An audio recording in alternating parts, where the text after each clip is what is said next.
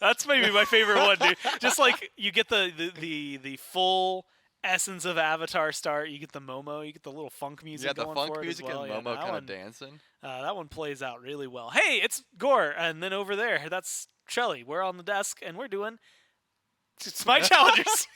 You almost said SPL. SCC. I did. My brain defaulted. SCC here in North America. Yeah. As people who have seen Drake and Josh Yep.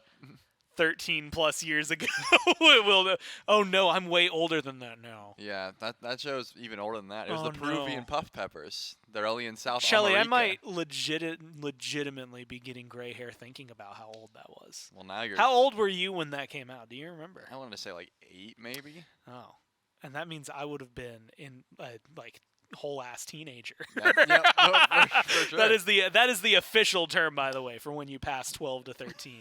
Yeah, so that is going to be fun, maybe a little bit of existential terror here in our North American sets. But we're going to be jumping into the schedule. We'll look at the standings as well to see how things shook out last week in NA as we go into week number 2. But of course, see what you're seeing here. Maybe you have noticed it behind us. We're going to be watching the Sages and the Wardens here first, and then Hounds versus Tanuki a little bit later today. And then the Storm and the Weavers kicking things off on Saturday just before things go off. You won't be there for Saturday. I said that like I will be there for Saturday. I also won't be there for Saturday. And we'll see how those two teams end up doing. We'll take a peek, see at the standings. You'll be surprised, but after 1 week, 3 teams are sitting 1-0. What? And the other 3 are sitting 0-1. How is that possible? Math. And that numbers. is it. Math, numbers, and a little bit of fairy dust or something like that. Isn't that how the thing goes in Pinocchio or whatever? Honestly, I didn't know. I thought you were going like Power I legitimately watched Pinocchio, the live action version. It's Katie's favorite animated Disney movie is Pinocchio, which I thought was her favorite movie for 7 years and like 9 months before finding out that it's Jaws. Her favorite movie is Jaws. You learn something new every day. We've been married for almost 4 years, and I found out like a month ago. Well, now you know, and I think that. But now I know. That's what makes it special. And it makes all the Pinocchio gifts over the last like 3 years that make me feel almost like an idiot because of it. But instead of feeling like an idiot, we can show some expertise here. Talk about the Wardens, Trelly. Again, a team that we kind of come to expect a lot out of. A team that has been able to do a lot and has had no changes going into this phase. You got to look towards Sino in the jungle, definitely the kind of the name, but then you've got Moswell, Griff, Gino, Relentless One. I don't think there's a quiet player on this team. Yeah, and I think, something to highlight there that you said, going through no changes, and that's something that even we were talking about it in set number 1 in EU, even for set number 3 in NA. That is something that not everyone can say coming into this phase, this road to Worlds, if you will. There's been a big amount of shakeups in these rosters, but the Wardens were confident in their abilities to perform, and as you said, Sino has always been one to. You'd think this is a bit of a Sino and Moswell meta. The Vulcan coming into fruition again, the Naja, something that's been picked up a fair bit, and they have been playing things like that, and when they do, they look pretty clean. But as you said, the stand they really got to. No team wants to come in and lose in week number 2, of course, as we've been talking about. So I imagine trying to play to the top of their game has to be on their minds at the moment. I think that it's that pressure, right? Again, right now, the fire's not completely burning underneath you. You got to keep going. You want to look for the wins, but you got a little wiggle room, right? A win here makes that a lot easier for you than if you're on the other side and you find a loss and you get knocked down. If, say 0-2, all of a sudden, things get a little heated for you, and you got to start worrying about the rest of the year. And they're going to be going up against the Sages on the other side. Now, this is, again, a team that actually this time did have some changes coming into this. A majority of them, actually, a lot of them. that ended up coming for them. Privative's still going to be rocking it out of the support role. Excited to see what they have. But again, feels like a change that is built around the idea and ideal of doing better, right? Sages have been a team that Phase 1 didn't do too well. Phase 2 started to do a little bit better, but did not really, climb the scaling up too high. And this time around, they want to be up at least in the top 4, but if not, burgeoning for the top in general. Yeah, and I think, that their duo lane does hold a lot of the weight. I'm trying to keep this team afloat. Like, of course, Short Fuse and Dishonored have looked good in the one game that we've seen them, but Priv has been on this team for quite some time, trying to command the duo lane. I think a tremendous support presence for the squad. Mifflin always has very high praise for the support player, and I tend to echo that as well. Priv extremely good at the meta style characters, but also when not afraid to go some off meta picks as well. The assassins and support things like that when they are in meta. Priv can pilot those quite well as well, and I think we haven't got too much to say about Dishonor because I haven't really seen too much from him. I know I've seen him a lot in the ranked streets, but in the SEC, just subbing in here and there, and now making his way onto the Sages roster. We've seen one game, so I'm expected to see a lot of the typical style, like Dishonored bans. I know he's got a mean Cthulhu, even playing things like the Nike from time to time, so we'll have to see if that style of God pick does come through in this set. Yeah, keep our eyes over on the picks and bans, which we can do right now. We're going to go into picks and bans for game number 1. Wardens here will be the first pick as we start to tackle down these bans. Now, a lot of things that are popular in Europe in terms of bans that are going to disappear here. I'm going to go ahead and say, if you're a big Heimdall fan, you missed your half of the day, man. Yeah. That was earlier, and you got to see it. He actually made it through. He had a 100% ban rate in Europe until that last set. So maybe there's a couple of games for you to catch on the VOD or eventually on SMITE VOD on YouTube. Otherwise, you've got the Morgan, Umoja being banned out here. Najah, Guan Yu has been very popular as well. We'll see where else they go with it. Do you expect at this point, now that a week has gone by, they've been able to see a little bit more of like SPL play? We're probably going to see maybe some similarities there. Yeah, I would definitely expect to see some mirrored picks and bans from what we've seen in the SPL, and that's sort of what we're seeing here now. The Morgan, Umoja, Daji, those are all very popular bans currently. That's nothing that I'm too surprised about in the Guan Yu and the Najah as well. Najah, sort of a Sino ban, but also just a meta ban at the moment. A lot of these junglers are favoring the Najah at the moment. It doesn't always do too hot, but when it does get through, it does decently well. Looks like the Cupid is going to be the Warden's first pick here. I was curious, the Vulcan got through. Is that something that the Wardens want to first pick? Doesn't seem like that's going to be the case. It will just be the Cupid. Get some good, solid late-game teamfight shred, as well as teamfight presence with that ultimate. Probably a smart call, but because the Guan Yu, the Umoja, and the Kabrakan were looked at, that does leave the Ymir and the Terra open. So the Wardens could certainly grab that Terra, but the Sages, they're going to take that Ymir and the Hades. That's a very strong top 2. And again, a really good front line, I think, on top of that, right? Very controlling, very dominating in terms of pressure that they're going to be able to get in the lane. We just saw highlights for Privative playing the Ymir, so we know that it's something they want to go back to. And it still leaves open some of the stronger picks, right? I mean, Artemis is available, which has been a big counter pickup into the Cupid, if they wanted to go for that here. Did you say Neath? Yeah, Neath is a weird way to spell Artemis, but sometimes it works. Depends on the culture, right, and how you pronounce the letters. But World Weaver, we've actually seen this, and whether this goes into mid or not is really more of the question. And most of the time it has been, right? Yeah. Neath mid has been a very dominant force to see for a lot of these teams because you just toss a World Weaver, has half the distance to travel, helps out your jungler, and maybe get some pressure onto the side lanes a lot easier than you would find otherwise. Yeah, it's a lot hard to block in mid lane because, if you're in duo, you can be like, hey, can you, back up a little bit? Imagine, from solo lane to duo, then you're you got to just, come in and block that one. But for mid, it's a little bit harder to do. Looks like the Vulcan will be taken away from Moswell, so not being able to play that. But Moswell goes pretty deep in the God picks regardless. He's usually grabbing his mage last or second to last in that slot regardless. So I don't think taking too many bans is going to be a problem. I was going to say because we see the Hades and the Ymir, this could just be a double hunter composition. They've got plenty of magical damage already, but looks like we're still seeing a sort of double hunter comp. But this time you're right, be a but wrong. Magical hunter in the sense of the soul and the Neath here. A fair bit of CC, but also objective shred. It seems to be the Sages. They're going to have a lot of it. And speaking of that objective shred, looks like the Moswell Merlin, something that he's gone to from time to time. Definitely not the Moswell pick I have in my head. When we're going into the draft, I'm like, okay, Vulcan, he's got Zeus. He'll play Opwash every once in a while, but I'll also accept the Moswell Merlin. The Moswell Merlin. Or put together, the Merlin. Nice. Yeah, colloquially known. Otherwise, you could flip it around. It's the Moswell. I was going to say the Moslin. I can't believe I doubled down on the joke. Yeah. Okay, well, Pele locked in at the very end there. Congratulations. Yeah, you know what? Instead, let's just jump into game and save me from using any more of this robe I have here. And we can instead see how this is going to shake out. Pele as the last lock-in. And, you know, when you're looking at a surprise, I guess, Hunbat's over on the other side. The Camazot's going into solo. Pele going to be playing with the typical Blink start as well. So when Blink ult comes up, that's when I look at Pele being very powerful. But feels like this could go either way, right? Like Pele, in my mind, comes online around the same time that Hunbats can start getting active, but like can do it a little better than he can. Yeah.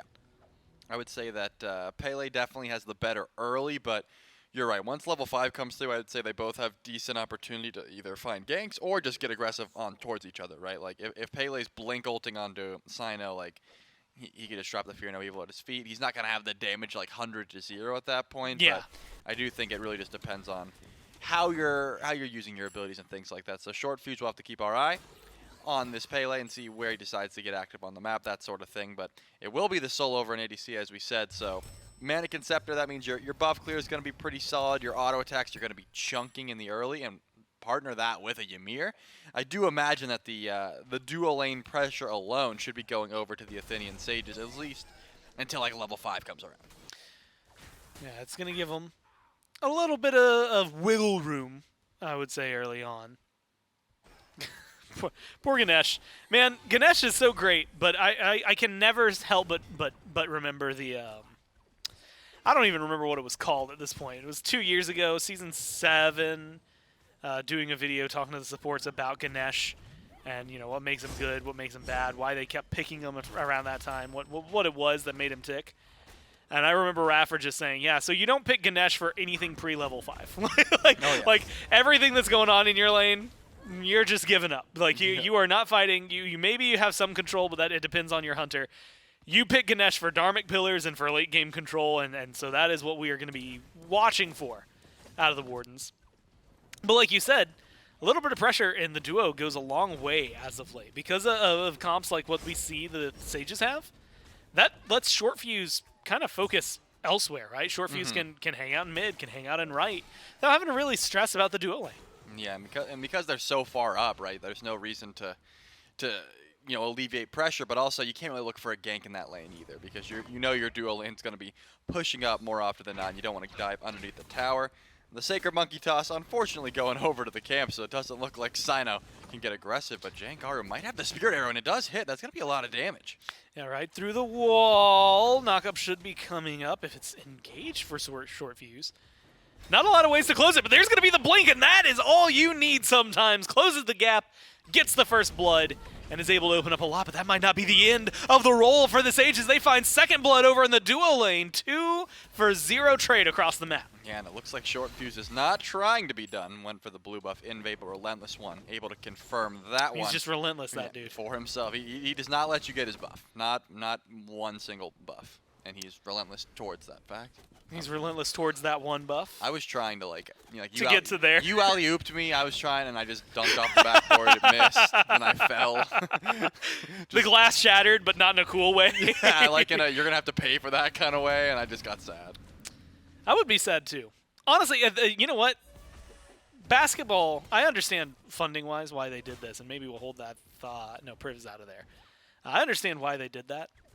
10 times out of 10 would have been way more entertaining if you could still break the glass on the backboard. What do you mean, like, why they did it? They changed it out to, like... Yeah, it's, like, not breakable anymore. I mean, it's probably because for they the kept best. getting shattered. And honestly, they'd probably break way more often now. But it looks cool, and that's kind of... Look, we got flashy abilities, man. What do they got? Nothing anymore. That's true. And now we're seeing... Shards of Ice, that's like breaking the backboard. Yeah, okay. So whenever we see Priv go around to level 5, we might see some sort of backboard break, but doesn't look like that's going to be what's breaking. It looks like Short Fuse is going to be breaking, not Gino, and that elephant is not long for this world. 3-0 are the Athenian Sages off the back of a pretty rough purple buff invade that, you know, the Wardens just did not have the DPS for, clearly. And because Pele is so fast, able to make their way over to left lane with Short Fuse to pick up the second kill of the game for the Pele, and third in total for the Athenian Sages.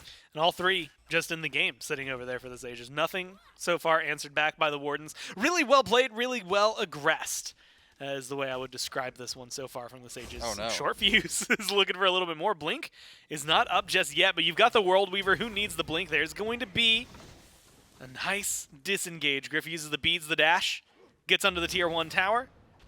stays alive this time. Blink's going to be up in 7 seconds. Short Fuse might not have ult, but you never know. The amount of pressure that might come out just from a Blink knockup is a lot sometimes. Yeah, and you have to watch out for the wall from Priv. So, like, you don't have the beads. One wall locks you in for a freeze, and you could be in a bit of trouble if that does come around. A wee bit of trouble. A wee bit, just, a little bit. But it looks like this blue buff could be in a bit of trouble. Dishonored has to clear the way, but Short Fuse has made the way over. Doesn't have beads available for the Fear No Evil, but doesn't have the ultimate quite up either. There's going to be the Fear No Evil Short Fuse. Oh, has maybe the disengage pattern. There's going to be Dishonored for the backup. Nice little heal. Great Pillar of Agony. Keeps Relentless one engaged. Sino jumps away. But that's going to be the engage from Jingaru and Sino onto the Hunbats. They need to find it. There's the last auto. And a gank gone wrong for the Wardens. Sages start this out 4-0 now. I mean, yeah, Sino has been getting extremely aggressive. And I know I said it before the game even started, but the Hunbats just doesn't come action-packed with that much damage. Like, level 5, yeah, you get Fear No Evil, but you're not 100-0ing Short Fuse off that ultimate. We saw, even with Relentless one around, you're still not able to 100-0 a Pele off of a level 5 Hunbats ult until, maybe that Crusher or that Jotuns, whatever the first mace item will be for Sino. And it looks like because you're down 2-0, in this case 0-2 for the Hunbats, I don't think you want your target to be Pele for quite some time anyways, but I'm looking across the map, and I don't see too many good targets. It actually looks like Priv and Short Fuse might have been trying to invade Sino's back camps and try and get aggressive onto the no-beats Hunbats. For now, he gets his free back camps, but he's going to have to watch his positioning for the next, 3 minutes or so. And he loses his Greater Scorpion. So you get something, you lose something else. Luckily, your speed buff is at least still yours, right, if you're Sino here. That's maybe the biggest thing. This has kind of been surprising to me as the Wardens over the last, week, because this is very similar to what happened last week, where it's just a lot of big names. Yep. A team that in the past has been pretty dominant in the SEC. Not a great start. Granted, it's not out of control just yet. It's a little over 1,000 gold in favor of the Sages. 4 kills to 0. Only 6.5 minutes in. Not anywhere near the end of the world, but it is something that they need to start being a little more patient for. And that kind of does bring back the conversation, right? You're talking about this Ganesh. Ganesh isn't getting active super early on. It's not what he's known for. Right. Now you're level 5. You've got the Dharmic Pillars. You've got Fear No Evil back up. It feels like this is where, more or less, the Kaolin Wardens can start looking for a little more engagement into the Sages. Be brave about invades like this. Just try to find those small things that they can pull back in their favor to alleviate the pressure. Yeah, and it seems like that blue buff is going to be the first thing that the Wardens have on their chopping block, trying to get Dishonored a little bit more behind, or at least in this case, push Relentless one a bit more ahead so they can play through that solo lane. But that's really the only place where they can try and find pressure at the moment, because I'm looking at a level 9 Neath with Mannequin Scepter doing a fair bit of damage, clearing the wave extremely fast. We've already spoken that Short Fuse had a bit of a lead in the jungle, and Priv has been able to set up wherever the Shamir goes with that wall freeze combo. So I imagine more invades towards that blue buff, but that's the only real pressure that the Wardens are going to be looking for as of now. But I do see a little bit of a grouping on the left side of the map. With the amount of DPS that Renjaru brings, wouldn't be surprised if there's a beat and a lot of aggression. That's not what I was going to say, but it's coming through. Well, Renjaru stays alive through that one. Short Fuse Privative are here. There's going to be the engage onto Griff. Looking for the lockup wall. Just a little late there for Privative. And unfortunately, that's a great World Weaver. And it's under the tower, though. Not going to have any follow-up. Dharmic Pillars is still there. Rotation coming out from the Wardens. This might be the great engage. What a great Fear No Evil right on top of the Shards of Ice. It's going to be a 1-for-1 trade there, but it's a carry for support. They're going to find a little bit more. Merlin looking for the burn, but he's not able to close it out. Short Fuse, Privative, so low, but Sino, Griff, Moswall in the same state have to disengage to stay alive. Yeah, that's going to be a 1-for-1, but definitely more in favor of the Wardens. You're losing your 0-2 Ganesh for the 0-1 Soul, but in that case, not Geno's not worth too much gold. If you're probably pretty happy trading there. You get another kill onto Sino, or I guess the first kill onto Sino, trying to help alleviate some of that differential in the jungle. You would like to be able to hit level 9, get a second point into your ult, that sort of thing. All starts to add up, So getting Sino back on track to actually get an XP lead in the jungle is pretty huge. And as we said, that blue buff being looked at once again. Not Geno makes the rotation over. Sano's able to confirm that one, but Dishonor jumps in and could be in some trouble. It could be an I issue lied. for him. No, yeah, he's going to be able to live through that one. Hades healing cannot be underestimated. So maybe puts him in a comfortable spot. He's just going to hang out under the tier 1. Yeah, I thought there was something going to be breaking out. Geno's over here, Relentless One, you know, with Sino in the jungle. Instead, we find ourselves right back here. The duo lane. A lot of things going well, and yet not quite as well as you would maybe want. 5-1 seems like it speaks of a much larger lead. Yeah. 1,700-ish gold, if even really. Only 1,000 that you can guarantee for yourselves if you're the Sages. Pyromancer has now spawned up, and you can see little moments where like Short Fuse trying to go for a steal on a Greater Scorpion, unable to get it. I think that becomes the big objective marker right now. If the Wardens get it, it's an even game, maybe even slightly in their favor. Sages get it, it gets them into a spot where they can maybe start to leverage that lead a little bit. Yeah, and I think the Sages would love to make a pull onto that, but their DPS, I think, is really surrounded by, you know, where these ADCs are. Where's Jengaru and Renjaru on the map?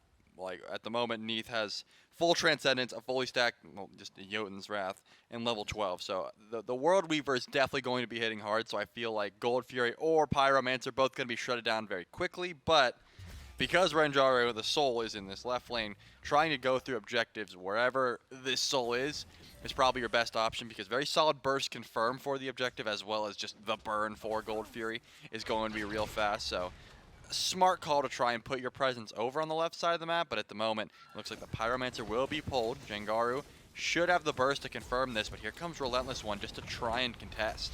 Should be able to get aggressive, but won't be able to get the steal. Great wall from Privative. Confirms the objective for the Sages. They get the Pyromancer. And again, a little bit of gold. Now enough of a lead, almost 2,000, right? Like you're eking right around that area where you can start to maybe leverage it a little bit. Gold Fury is going to be the next big point of interest on the map. And it gives us a place where I'm almost surprised. I thought the Sages were just going to go run up and pull it. And I was like, that's a little brave in this regard. Looking for their fight. Sino goes big What? Fear No Evil onto the red buff. Privative have isolated otherwise. Sino eats a majority of their health bar. There's going to be a blink forward, and they don't even need the World Weaver. And they're going to be able to find one kill there. Moswell is an easy double kill for Jengaru. Short Fuse is low. Has to play it careful. I mean, it's an elephant. Doesn't often get kills, this Ganesh. I thought you were going to say they don't do much. And I was like, that's platypuses. That's not That an is elephant. platypuses. Yeah. Platypi don't do much. Yeah, but elephants, Elephants do a lot. there could have been Babar was a whole king, bro. there could have been like a Dharmic pillar or something, but it didn't look like Gino even knew that Short Fuse was backing there. And Sino just blinked into 2 on the red buff.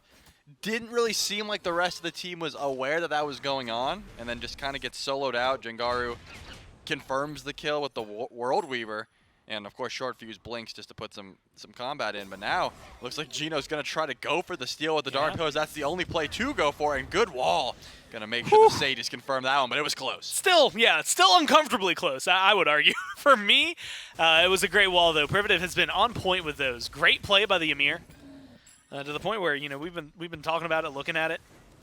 Some of these teams have been banning Ymir, and it might be worthwhile. Although at this point, Pele might need to enter the conversation if you're looking at things to get rid of. 3-0-3 has been a solid pickup. Relentless One's getting bullied by Dishonored's Hades right now. Looks like the disengage is going to be pretty clear there.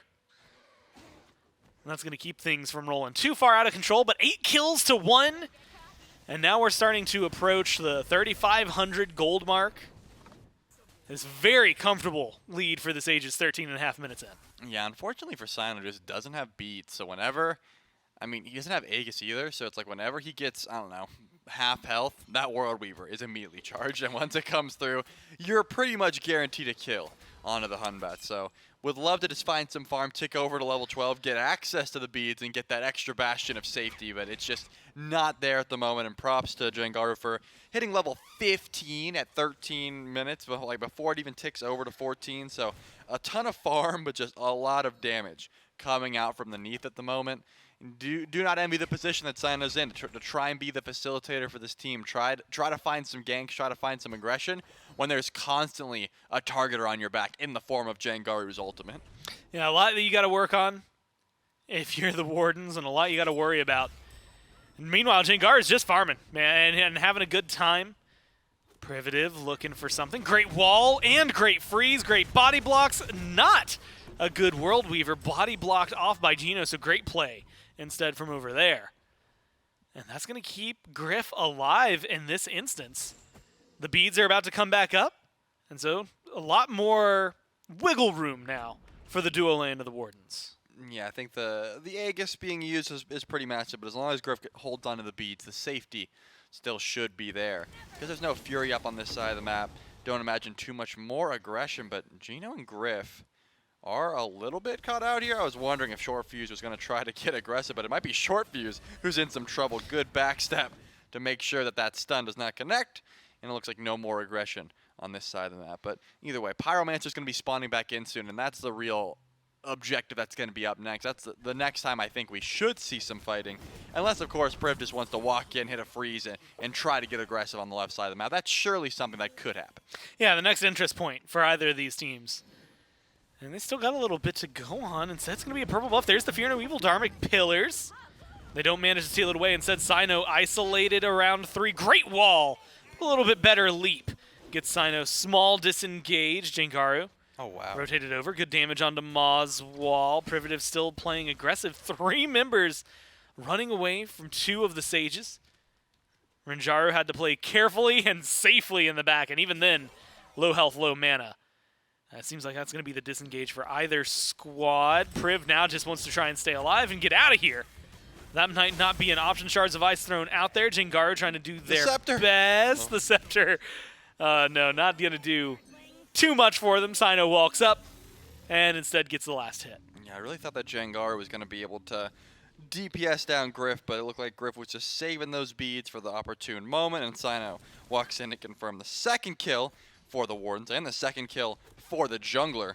Needs a little bit of extra help XP-wise because still 2 levels down, but Short Fuse is going to be continue to farming, so it's going to be hard to catch up in that regard, but still a decent fight. And double blinks. I was going to say, Relentless one feeling pretty safe. As long as you got Bat Out of Hell, you're not in too much danger there, but getting aggressive 1v3, probably just bored, laning up against the Hades, just like, I want to blink in, man. I want to throw out some vampire bats. I want to triple goose eggs. Like, you're not getting anything out of this game so far. Yeah, I mean, you got to just make some action. Like, if it's not coming your way, just blink in a back caps and say, hey, you guys want to fight? No? Darn. All right, well, I'll be back soon. Well, hey, no blink now, right? Can't do too much. Didn't stop them last time from trying to get aggressive on the Pyromancer. Taking a little bit longer to burn down. It was a good wall from Privative that stopped it before. This time not even necessary. Pyromancer spilled down by the Sages. And we're over that 3,000 gold mark, Trelly. So 17 minutes in. As long as they can keep it in this area, Sages are feeling pretty solid. But the Wardens have been, despite the kind of on the back foot and lack of experience, lack of gold that they have compared to the other side, doing really well. Of course, I say that Sino goes for a purple buff invade, gets the purple buff, loses his life. So maybe not necessarily the best case scenario for the Wardens. Yeah, I mean, that's unfortunately for Sino, that's like the only bit of contested farm he can go for. It seems like that purple buff is all that he's really trying to get at the moment. Good wall, not going to net any relics for the time being, but Sino again lost the ultimate and the beads in the process. Dishonored made his way all the way over to the left side of the map, so this Oni Fury certainly could be what the Sages are after, but Relentless one's deep in the back line. Oh, and it's unfortunately Relentless against them. Privative goes down, though. That's a good kill for the Wardens. You mentioned the Bat Out of Hell earlier. Well, this one's going to be able to use that. Disengage. Stay alive for now. Heal up just as the hearts disappear. Doesn't matter. You got a blood pool. You can soak up a little bit. What felt like a Sage's Oni Fury play turns instead into the Wardens controlling the pit. And no one's around to contest this. They're going to be able to pick it up for free. Yeah, and it looks like the Kaolin Wardens will be able to grab that Oni Fury. And I think I don't know exactly what it's called, because it's like the vampire bats. I don't think it's like blood, though. Isn't it like goo? Like what is like the passive? I don't know exactly what it says, but is it really blood? I want to say, yeah, it's pools of blood. I mean, it is where people die, so it would make sense. It would I just that always, seems real graphic, though, now that I'm thinking about it. I just always thought of it as like, because like it changes on the different skins. Like when it's the American one, he's got like the burger and fries, and Sino, unfortunately, why are you here, man? He was going for the purple buff again and died to another I've got World bad Weaver. news about that. So, Essence Drinker. Yeah, I always Anytime called a it god goo or dies, essence. they leave behind a pool of their essence in the spot they were slain. I don't like that, Yeah. if I'm honest with you. I called it the goo pile, and I always called it the essence, but I never really wondered what the essence Essence was. makes it feel like a perfume. Like, Yeah, they're stank. essence of me. They're stank, Yeah. bottled. And for some reason, it rejuvenates Kamazot's. And he loves the stank. He loves the stank. I don't That's what we learned today. Chat, if you learned anything, it is exclusively that. And the Primitive is very brave, taking a lot of tower shots, has to play this carefully. They still have enough damage to take care of Griff, though. And luckily for Primitive, right before any autos could get close enough there, and is able to escape with barely any health. So well played by the Sages again, 11-3, 8 kills up. Still hovering around that 3,000 mark, but pushing further and further forward. It's won, 3,500, brought back down to 3,000, now back up, and getting closer and closer with that to the 4,000K. How about just 4,000K? No, how about just 4,000 or 4K? Either way, in their favor. 21 minutes in, Trelly, feeling pretty solid for them. But I haven't really seen like there hasn't been like a big convincing team fight yet. Yeah. And it feels really weird because like this should be like fire giant time. Yeah, I'm thinking like if Renjaru got that tier 1 backed and ran to fire, like that would be the kind of play that I want to see at this point, because you're right, the lead should be a lot more given the fact that it's 11-3. It just doesn't seem like the Sages are getting the stuff after the stuff. You know, they're getting the kills, but are they going for the, they're getting the Pyromancer every once in a while. The last Oni Fury did go over to the Wardens, but haven't really been able to grab the objectives off the map just yet. With this double ADC composition, I mean, that Fire Giant should be going down pretty quickly. So I like the fact that Renjaru's on this side of the map. Looks like Najino is ready just in case a Fire Giant pull does start, at least just watching out for it.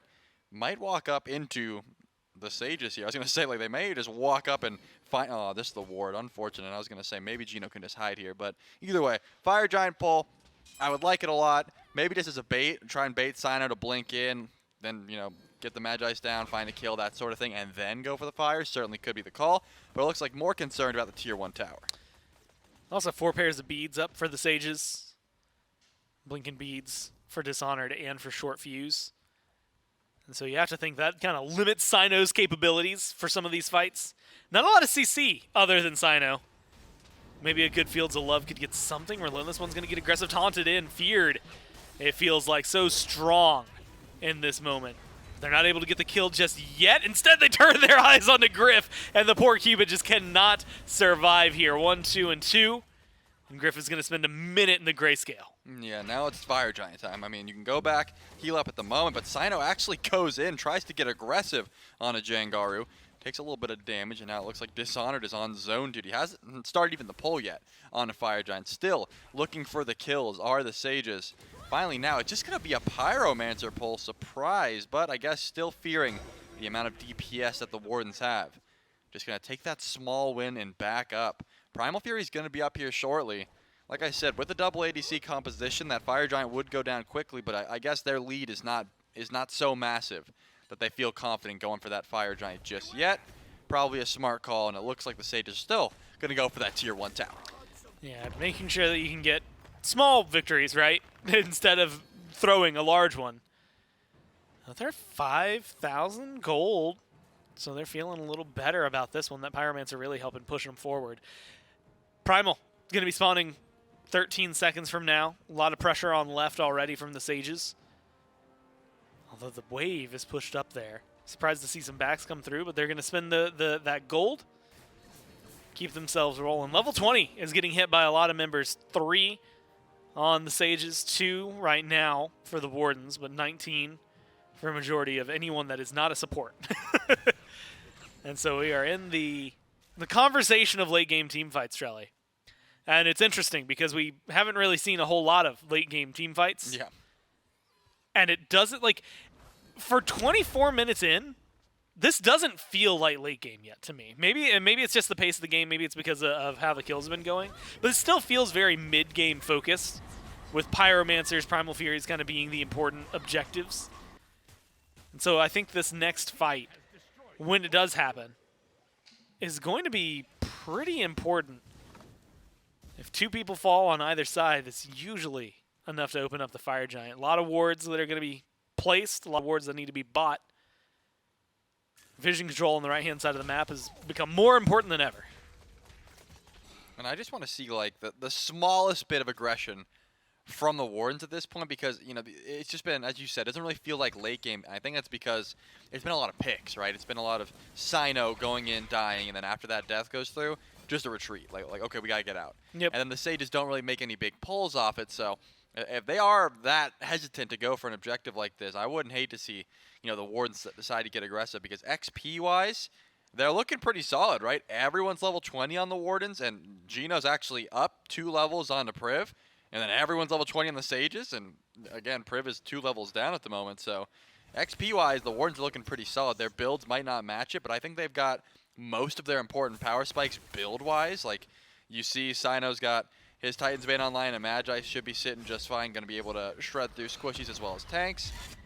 The real issue, I think, at the moment is how far ahead Jangaru is. Like, that Hidden Blade, Heartseeker, Neathold is definitely going to be chunking, and Relentless One's feeling a bit of the damage right now. Yeah. It looks like Gino is trying to go for the wraparound play and find some Dharmic Pillar. This is what I want, though. A little bit of aggression. Gino, unfortunately, you're in some trouble. It's going to be, wow, easy lockdown for the Sages. And they might be able to just turn that into another one. Relentless One has Bat Out of Hell, so maybe forcing the ult would be the play to go. No, he doesn't even get up into it. What a great knock-up from Short Fuse. And Trelly, I had said it before, 2 kills sometimes is all you need, and that's what the Sages get. They're going to start up the Fire Giant. Doesn't look like anybody from the Wardens is going to step nearby. I'm not 100% sure, but it looked to me like Jangaru didn't actually fire the ult at Relentless One so that he wouldn't see the targeter. It still ended up hitting him, and then he didn't go up into his ult. I mean, it was just like you got CC chained into it. If he saw the ult targeter, maybe he goes up in a Bat Out of Hell before that knockup comes through. Didn't get a good look, but that seemed to be the call. And now the Athenian Sages, as you said, 5 strong with the Fire Giant, are able to push down right lane and grab the tier 2 tower. But with that positioning, I was going to say, that'd still be risky going for a 4-man on the Phoenix. Without Short Fuse isn't going to be the easiest call. So I think pretty smart there, just to grab the objective, grab the tier 2 tower, back up, get those last little power spikes, maybe upgrade some of those starter items, and then get the last 2 tier 2s on the map in left and mid. This is not the earliest Fire Giant we've seen, like 27 minutes in. You're definitely in territory where you could go for a Phoenix if you're feeling confident, or especially so if you find a pick beforehand. With the fact that World Weaver's in play, I wouldn't be surprised if the Sages try to just single out one single pick, look for that damage, and then look for the bird after the fact. Trebuchet on left, so they get to push up a little bit there. The minion wave was not pushed up in that regard, so that'll help out immensely in trying to get some aggression done with this. You had mentioned it, a little under 3 minutes left on the power play. A lot of gold on the map that they can pull into their favor. 3,000 between the 2 towers that are still standing. And honestly, it's this weird balance where with a tier 2, you could probably just step into it with a Neath and a Soul and someone to be a hard body next to them. Much like this, and just burn it down before anybody has a chance to reply. For a Phoenix, like you said, maybe a little more risky to do something like that. You'll need a little extra help, and with a Trebuchet on its way, a minion wave right here, and now Privative in lane, feels like the Sages are in a good spot. Yeah, Short Fuse is going to grab that tier 2 in mid. It looks like the rest of the team is just going to sit by and wait for the Trebuchet to try and lead a charge into left Phoenix. Because Sino has the Blink ult, and I wouldn't be surprised if Dharmic Pillars and Blink Fear No Evil are the call, I don't hate the idea of just trying to bait that out, and the Sages immediately back off and then come back in after the fact, after those teamfight ultimates are down. And that would really stop a lot of this engage. I mean, Gino and Sino without ults are going to do significantly less damage in a team fight. So that could be the call here. Just step up, see what you can bait out, immediately retreat, and then going for the push after the fact. You still have fire for another minute 30. And it looks like they are just trying to step up and see what they can bait out. Good freeze, but Also going to eat a lot of damage out of the Sages. They got to back up here. You got to be careful. You have a minute and a half left still on the power play, though, so control can be in your favor. All it takes is a small window of opening, right? And the problem is pre-30-minute Fire Giants, that small window of opening is not a lot of room to work with. Silent's going to be on Dishonored, who goes in, eats a lot of shots. There's going to be a Fear No Evil. It's good lockdown. Pillar of Agony tries to get something going, but instead just locks Dishonored away. Now, Bat Out of Hell finds another kill on a Renjaru. Primitive gets burned down, and Short Fuse just trying to stay alive between them and Jangaru, the only two surviving members of the Sages, just trying to get out of here. Short Fuse is gone. Jangaru has 4 chasing them, almost able to thread the needle and get a kill onto Griff in the process. But it's a 4-man swing for the Wardens and a great defense. Yeah, unfortunate for Dishonored. Definitely just channeled that Pillar of Agony right on the Dharmic Pillar. Like, that was pillar on pillar action, and turns out it doesn't really matter how tanky you are. Pillar beats pillar. Yeah, when you ult on top of a Spear of the Magus, Ganesha ult, it's gonna hurt. Like, your protections are gonna be shredded, and you're not gonna have a good time. I mean, and you get a lot of prots in Pillar of Agony. I don't think a single one of them survives through that. Yeah, I mean, it was like a lot of ticks of that ultimate. Short Fuse does get chased down. Good slow.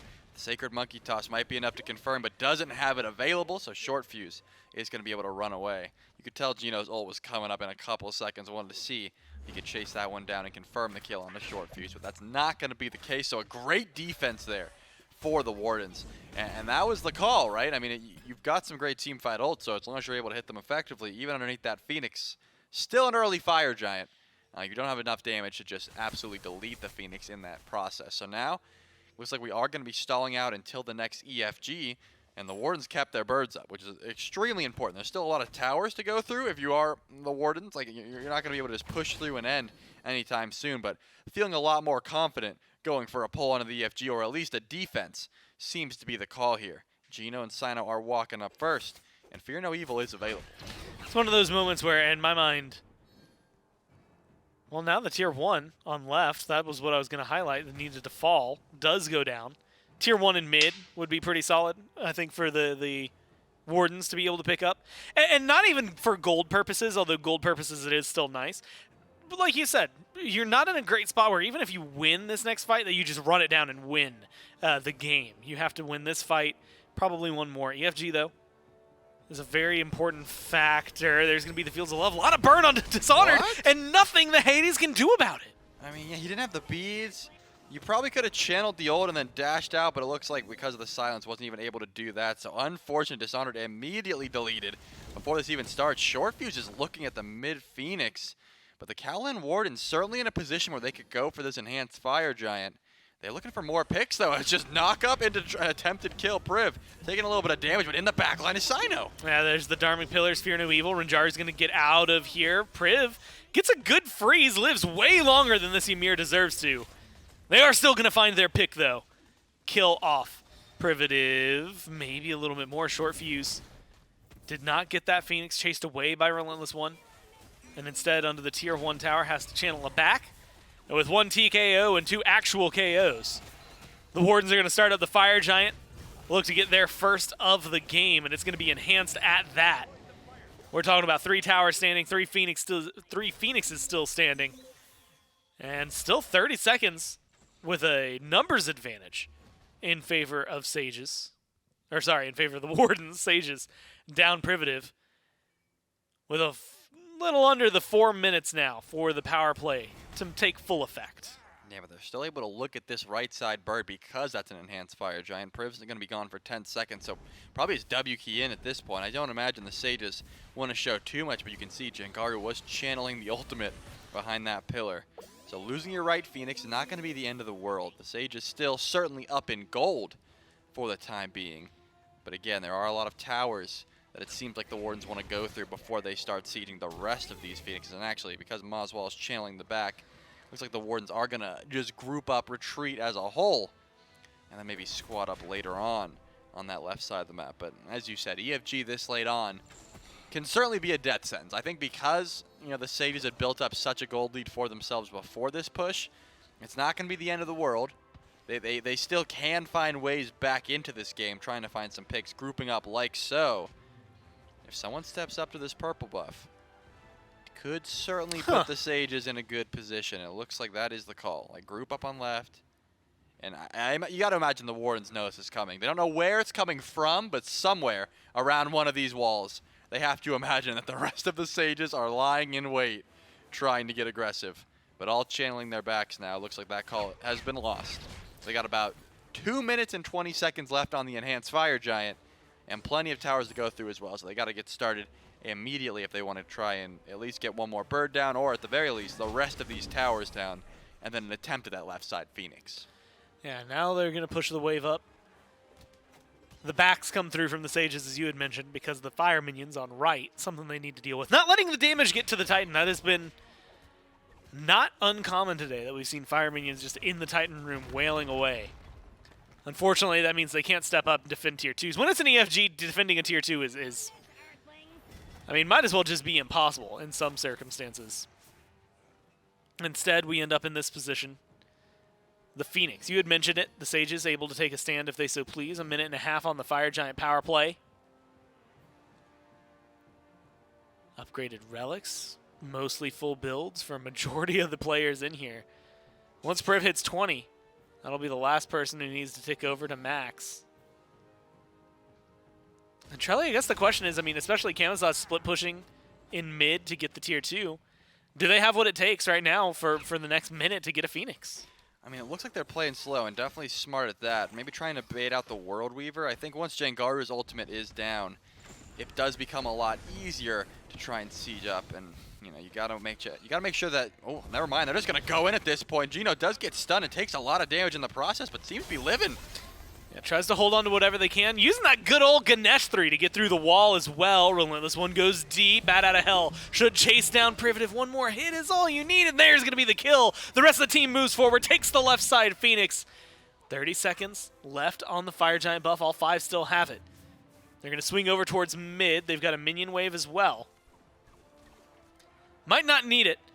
Still could use it. Should be able to knock this bird down pretty quickly.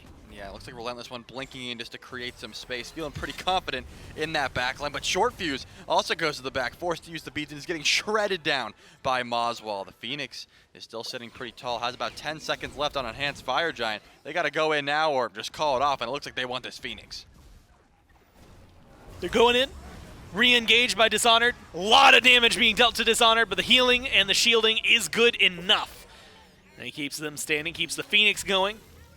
But they have a lot to defend for. Right side, Phoenix about to respawn. Need to deal with those fire minions as soon as they can. Titan has taken about 1/3 of its HP. Something that they got to worry about. Undying so far. Only one player in the game still doing so. 37 minutes in. And that's Short Fuse. Now, whether for better or worse, Short Fuse has been sticking around and has been able to escape a lot of these. But the question will be whether or not that's going to be worthwhile. And I guess the other question, can they end the game still undying? I think the turnaround needs to be for the Sages with that EFG falling off and now Fire Giant spawning in 20 seconds. Shelly, what's a wave of fire minions mean to you when it's on the left-hand side and it means that it's way more difficult to defend EFG?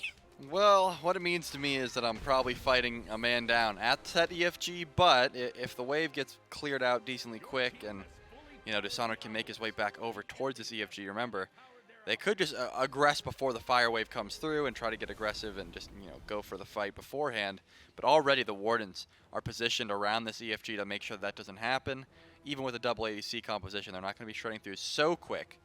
They're going to be able to confirm it. So I think I like a lot what the Wardens are doing here. They're making sure to get position on the EFG, but also not pull it until someone has to back for that left side wave.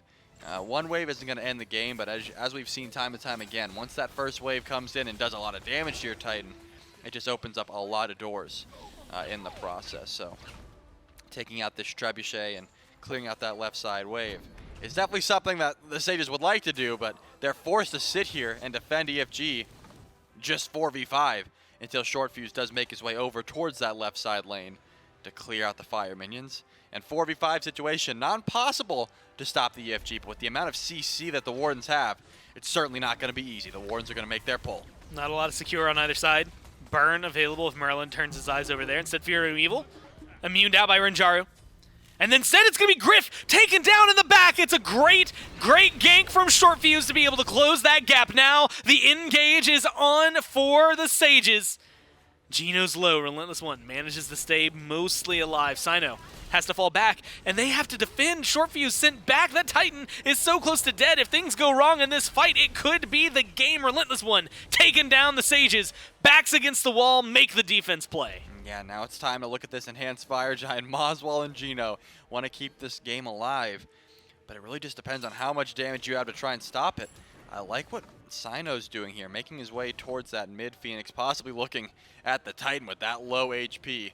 But it looks like just keeping up this left side bird is the name of the game here. If the Sages can just make sure this Phoenix doesn't go down and their Titan does start regenning HP, they should be looking real fine to try and go for the Fire Giant after the fact, because you got 40 seconds with that Relentless One.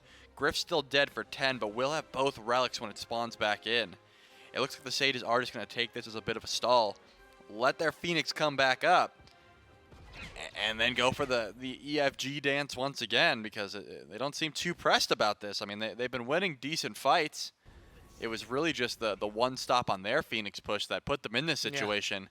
So now they're pretty okay with just defending that left side wave. Make sure that Phoenix spawns in. But remember, there's another fire wave over there, so someone is going to have to back up one more time and go for that wave. I'm surprised they're not doing it and clearing it right now before Relentless One spawns in, because now they could be in a bad situation if this fight goes too long. Now the Sages start their EFG pull. 2/3 health on the Fire Giant. Sages with a spot to maybe try and engage. It's so difficult. Grab Kamazats? Yeah, what's he going to do? Oh, bad out of hell, right. Just get out of there. So it has to be cautious. There's going to be the Wardens pulling the Fire Giant after the Sages drop it, and they just secure it the old-fashioned way. Now they're running it forward. Great wall from Privative. Creates a little bit of space, but not enough. Short Fuse finally gets taken down. They lose their Ymir, and while they're looking for a kill, the knockup, the CC, it's too good, and Dishonored cannot find the kill onto Sino. They've lost Griff, but they found 3 in the process. Relentless One looking for a little bit more, but the team with EFG around their belts in a 4v2, they're going to start running down mid, Trelly, and they're looking for the end. Yeah, they're looking a little bit not too healthy with that Phoenix going down. It looks like a little bit of trouble for the Sages. It's going to be a tall hill to climb for the double ADC composition to try and stop the 4 strong with the Wardens. They don't have minions just yet, but it looks like they want this Titan to go down. Damage onto the Titan is all they really need. And if you want burn, they got it. Merlin putting in work for this one. They don't even care too much about the kills. They're going to take the Titan, and the Kaolin Wardens, after a abysmal start, turn this one around and win game number 1. I mean, that was such a back and forth set, as you said, but like the gold lead was never too far away until finally the Sages got FG and they started pushing down. They go for their Phoenix Siege. They had, what, 10k gold lead, give or take. And unfortunately, the siege doesn't go too well. They get stopped at that Phoenix line, chased the whole way back. Only, I believe Short Fuse was the only one who lives that engagement after Jengar got chased down. And then it was the Warden's turn to go for the Fire Giant. It was just such a back and forth battle. But in the end there, I mean, the Wardens just, they go for the objective. They get the Enhanced Fire Giant. They find Priv after Ymir. Once your whole team bails on you, it's pretty hard to get out at that point. True. And easy clear there for the Wardens to take game number 1. Yeah, they win game number 1 and keep things interesting, right? It was not a great start for them, but they managed to claw back, find their victory here in the first one. But we're going to break that one down, look at all the numbers, watch some replays, and of course move forward into game number 2 to see if the Wardens can find this 2-0 or if the Sages will surprise us. All of that right after this.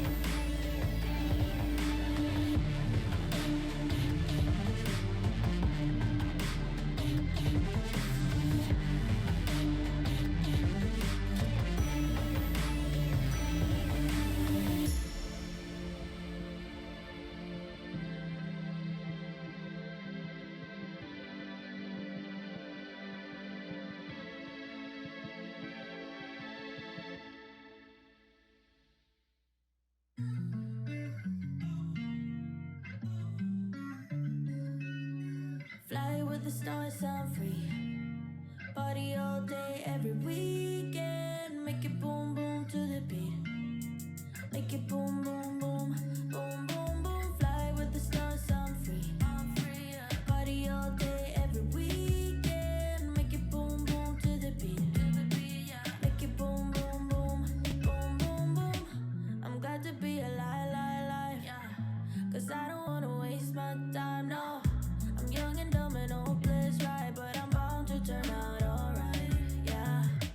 The city's really not my vibe now, so I'm moving out my parents' house, yeah. To go and live another life where my dreams.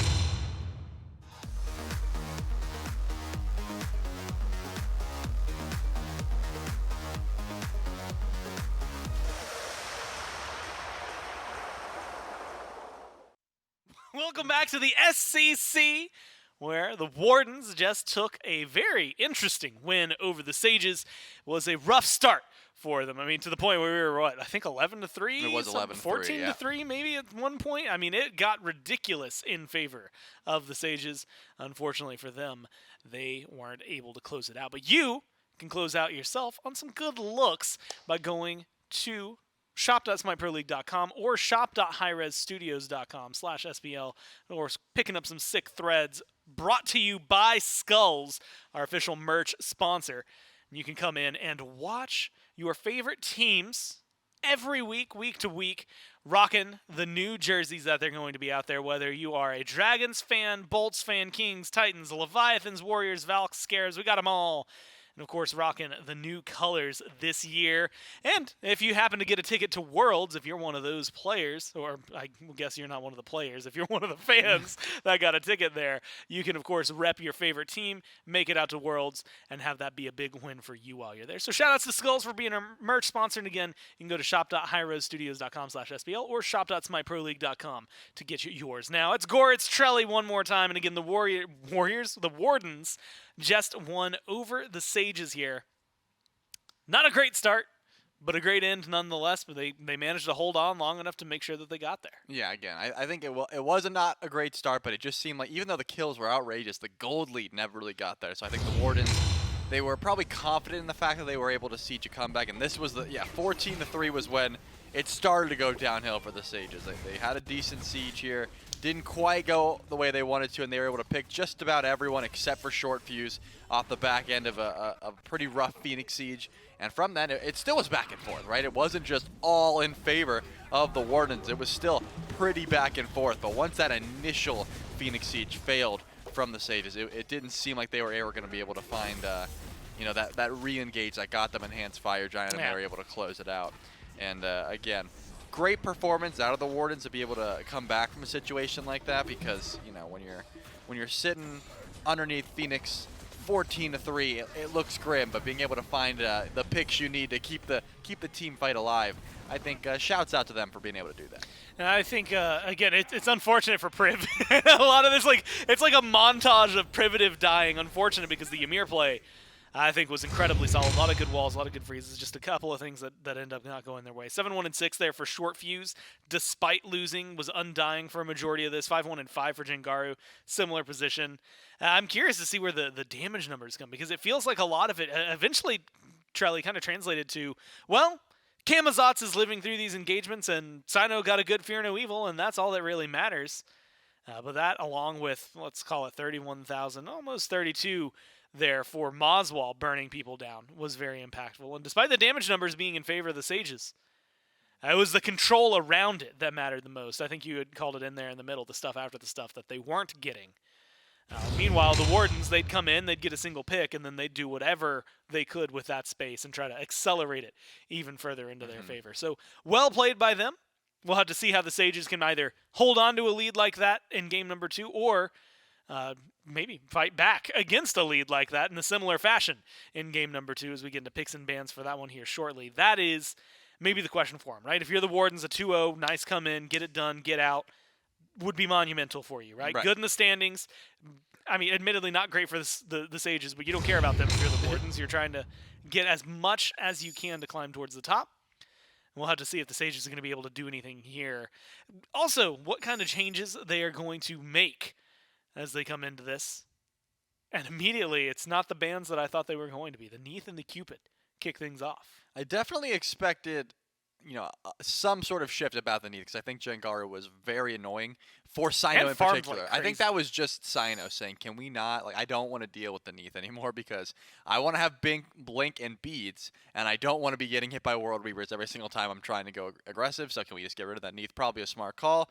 The Sage is banning the Cupid. Yeah, that wasn't something I expected, but I guess just Griff on the Cupid was doing too much, and/or a lot of Lived a lot. yeah, that's what we'll call a lot of safety on the pick, I suppose, and also just good positioning. Cupid does a lot of damage. That had to be the case. There was like, you know what, that's just a little bit too much. The Fields of Love was annoying. Maybe like the Phoenix Sieges would have won a lot better if they didn't have to worry about this big, no play zone in the Fields of Love. So, regardless, the Camazot's also going to be taken away from Relentless One, not going to be able to reprise his role, or at least the character in his role. In that soul lane. Probably a smart call once again. So now we get to see what the Sages want in that first pick, and it is going to be the Guan Yu, something that we've seen time and time again.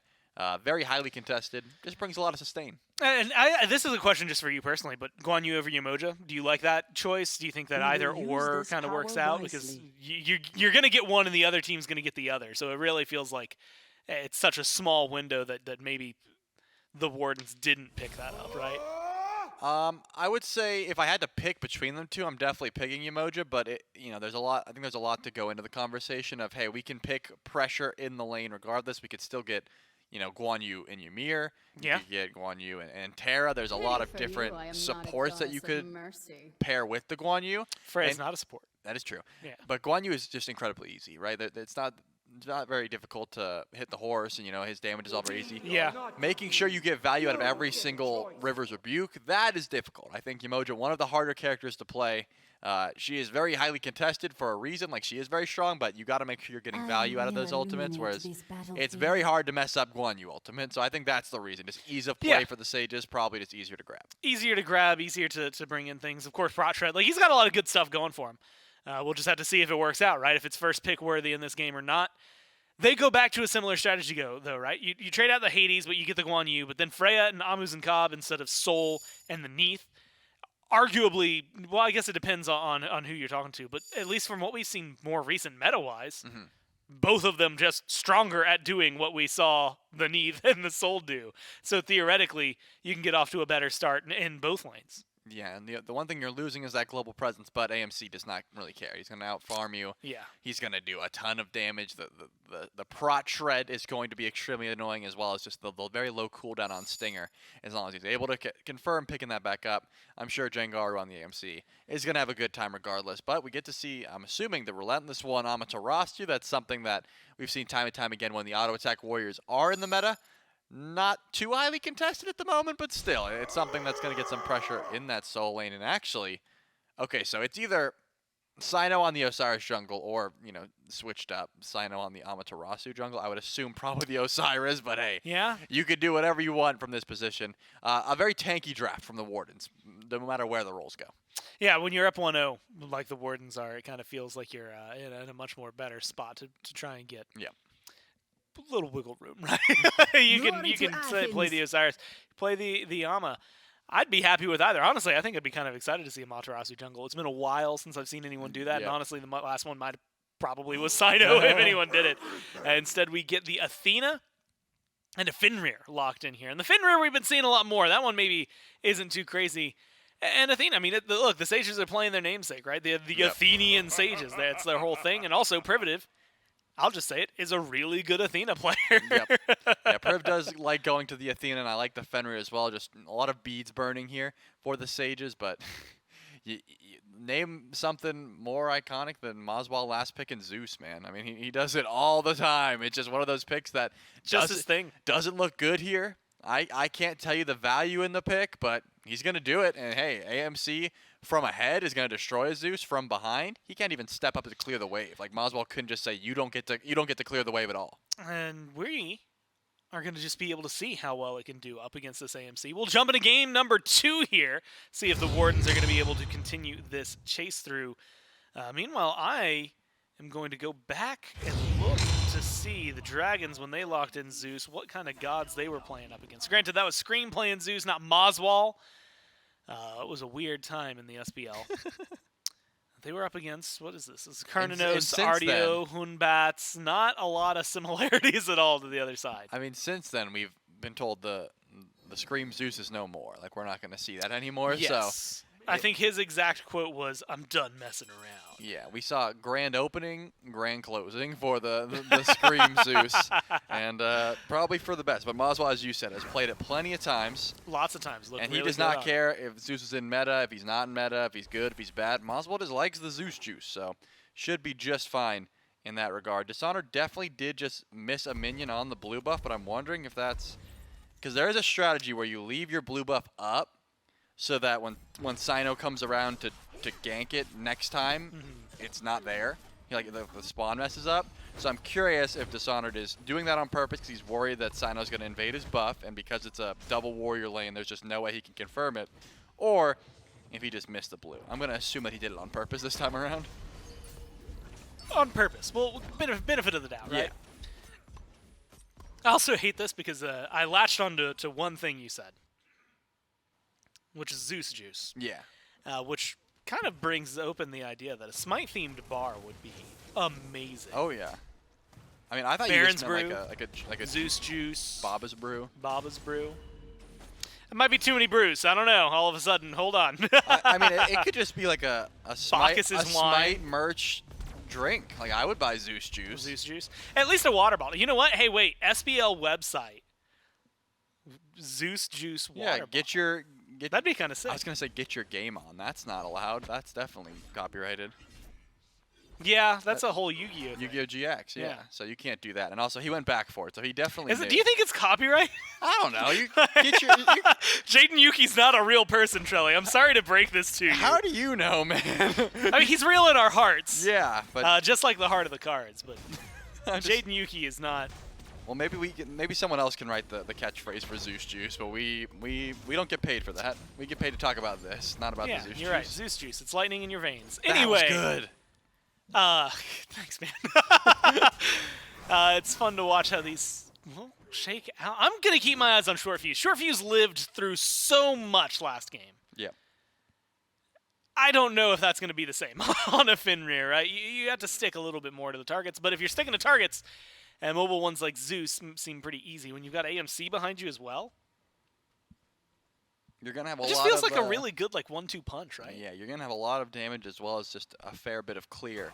But as you said, Short Fuse is going to have a hard time trying to out-jungle Sino, or at least try to keep up with that pressure in the jungle, because Fenrir just doesn't quite clear as quickly as an Osiris will be able to once that Golden Blade start or Stone Cutting start comes online.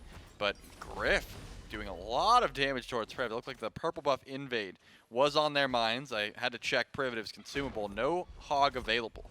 Whereas not Gino does have the hog, but has a beautiful taunt as well. Not going to be enough damage to try and confirm a kill, but I don't imagine the purple buff is going to be very easy to grab here for the Sages just because of the amount of pressure that they have on their side. Man. Expected a lot of things. Did not expect to click over to solo lane and see Relentless One getting absolutely bodied by the Guan Yu and shoved under lane, or at least under tower. This is the interesting thing. Amaterasu, fun, I guess, happy meme times, uses the old Guan Yu ult, right? It was the original ult for Guan Yu. Yeah, and he was broken. He was broken. She's less broken than he was at the time. But it does bring a lot of teamfight potential to it, right? Same thing for Guan Yu's new ultimate, things like that. The stuns that are going to come out of solo lane, the prot shred that can come out of solo lane, the control that can come out of solo lane for either of these players is really important to their team.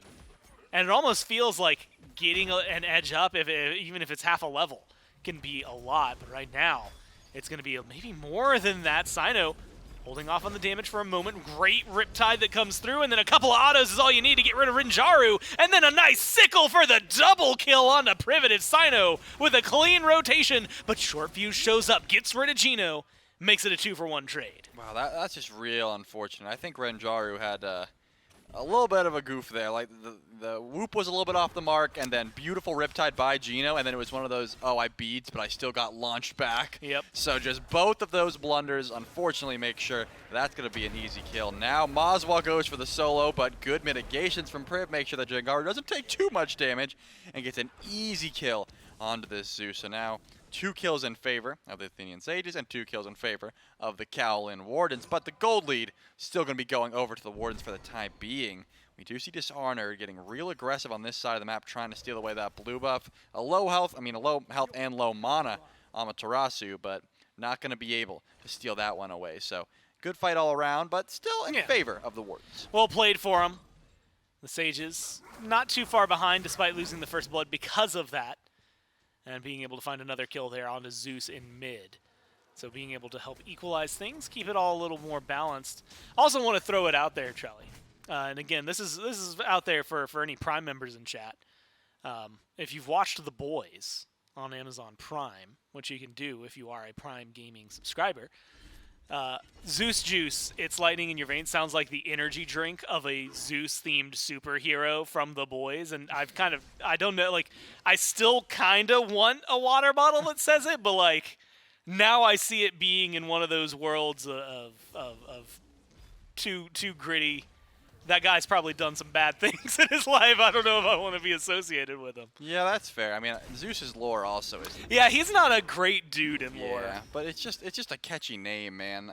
We don't have to. I mean, He's it's the not, dude. It's not like any proceeds are going to go to Zeus. Like, he's not going to get any of it. We don't pay royalties to Zeus? Yeah. Yes. Sure, All right. Surely. Yeah, let's make it all the merch. Surely Zeus isn't on the payroll. Moswell is going to show why Zeus isn't on the payroll because he's gone. Short Fuse gets credit for that one, but the Sages are still getting active. That's going to be good stun, good CC, and they turn it around at least on the Short Fuse. Make it a 1-for-1 trade. The mid laner, though, 0-2-1, not a clean start for the Zeus. And this kind of begs a question. Right. Fenrir, he's going to shrug that death off in about 2 seconds anyway. Moswell, you feel that, right? Like, I mean, late game, is he still going to be able to do a lot if he gets sat on for the rest of this? Or is it going to be such a lead that the Sages will be able to kind of, like, elbow him out? Well, the thing about Zeus is the fact that Zeus! He doesn't need items to do damage, and what I mean by that is you can build, like, hybrid Zeus, and he still chunks. Yeah, But getting too far behind is always going to be a problem because of the fact that there's a Fenrir on the other side of the map. There's an Athena.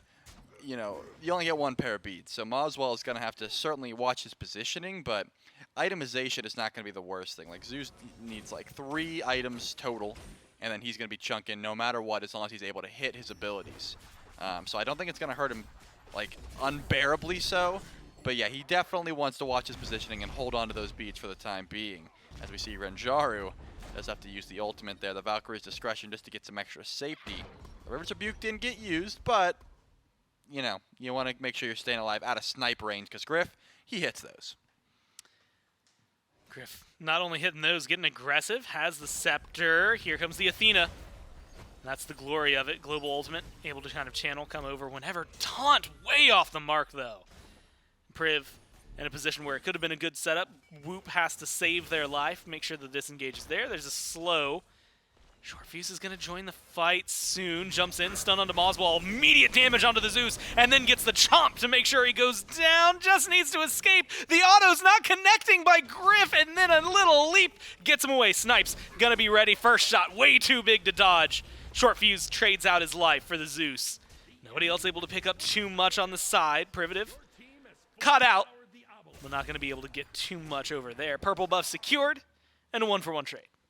Yeah, I mean, a great kill on to Moswell. Unfortunate that there's a beautiful stun from Gino that stunned out the Brutalize. If the Brutalize doesn't get stunned out, Moswell probably dies without Ragnarok, and then Short Fuse doesn't have to sit in that Zeus ult for how long. Almost made it out, but of course, those snipes were always on the cards for Griff. And juked out a lot of auto attacks, but, you know, as you said, you're not missing those, and of course, Griff wasn't going to either. But got the anti-heal Shuriken online, the Shadow Steel Shuriken, so should have a fair bit of attack speed and crit chance already online for Griff.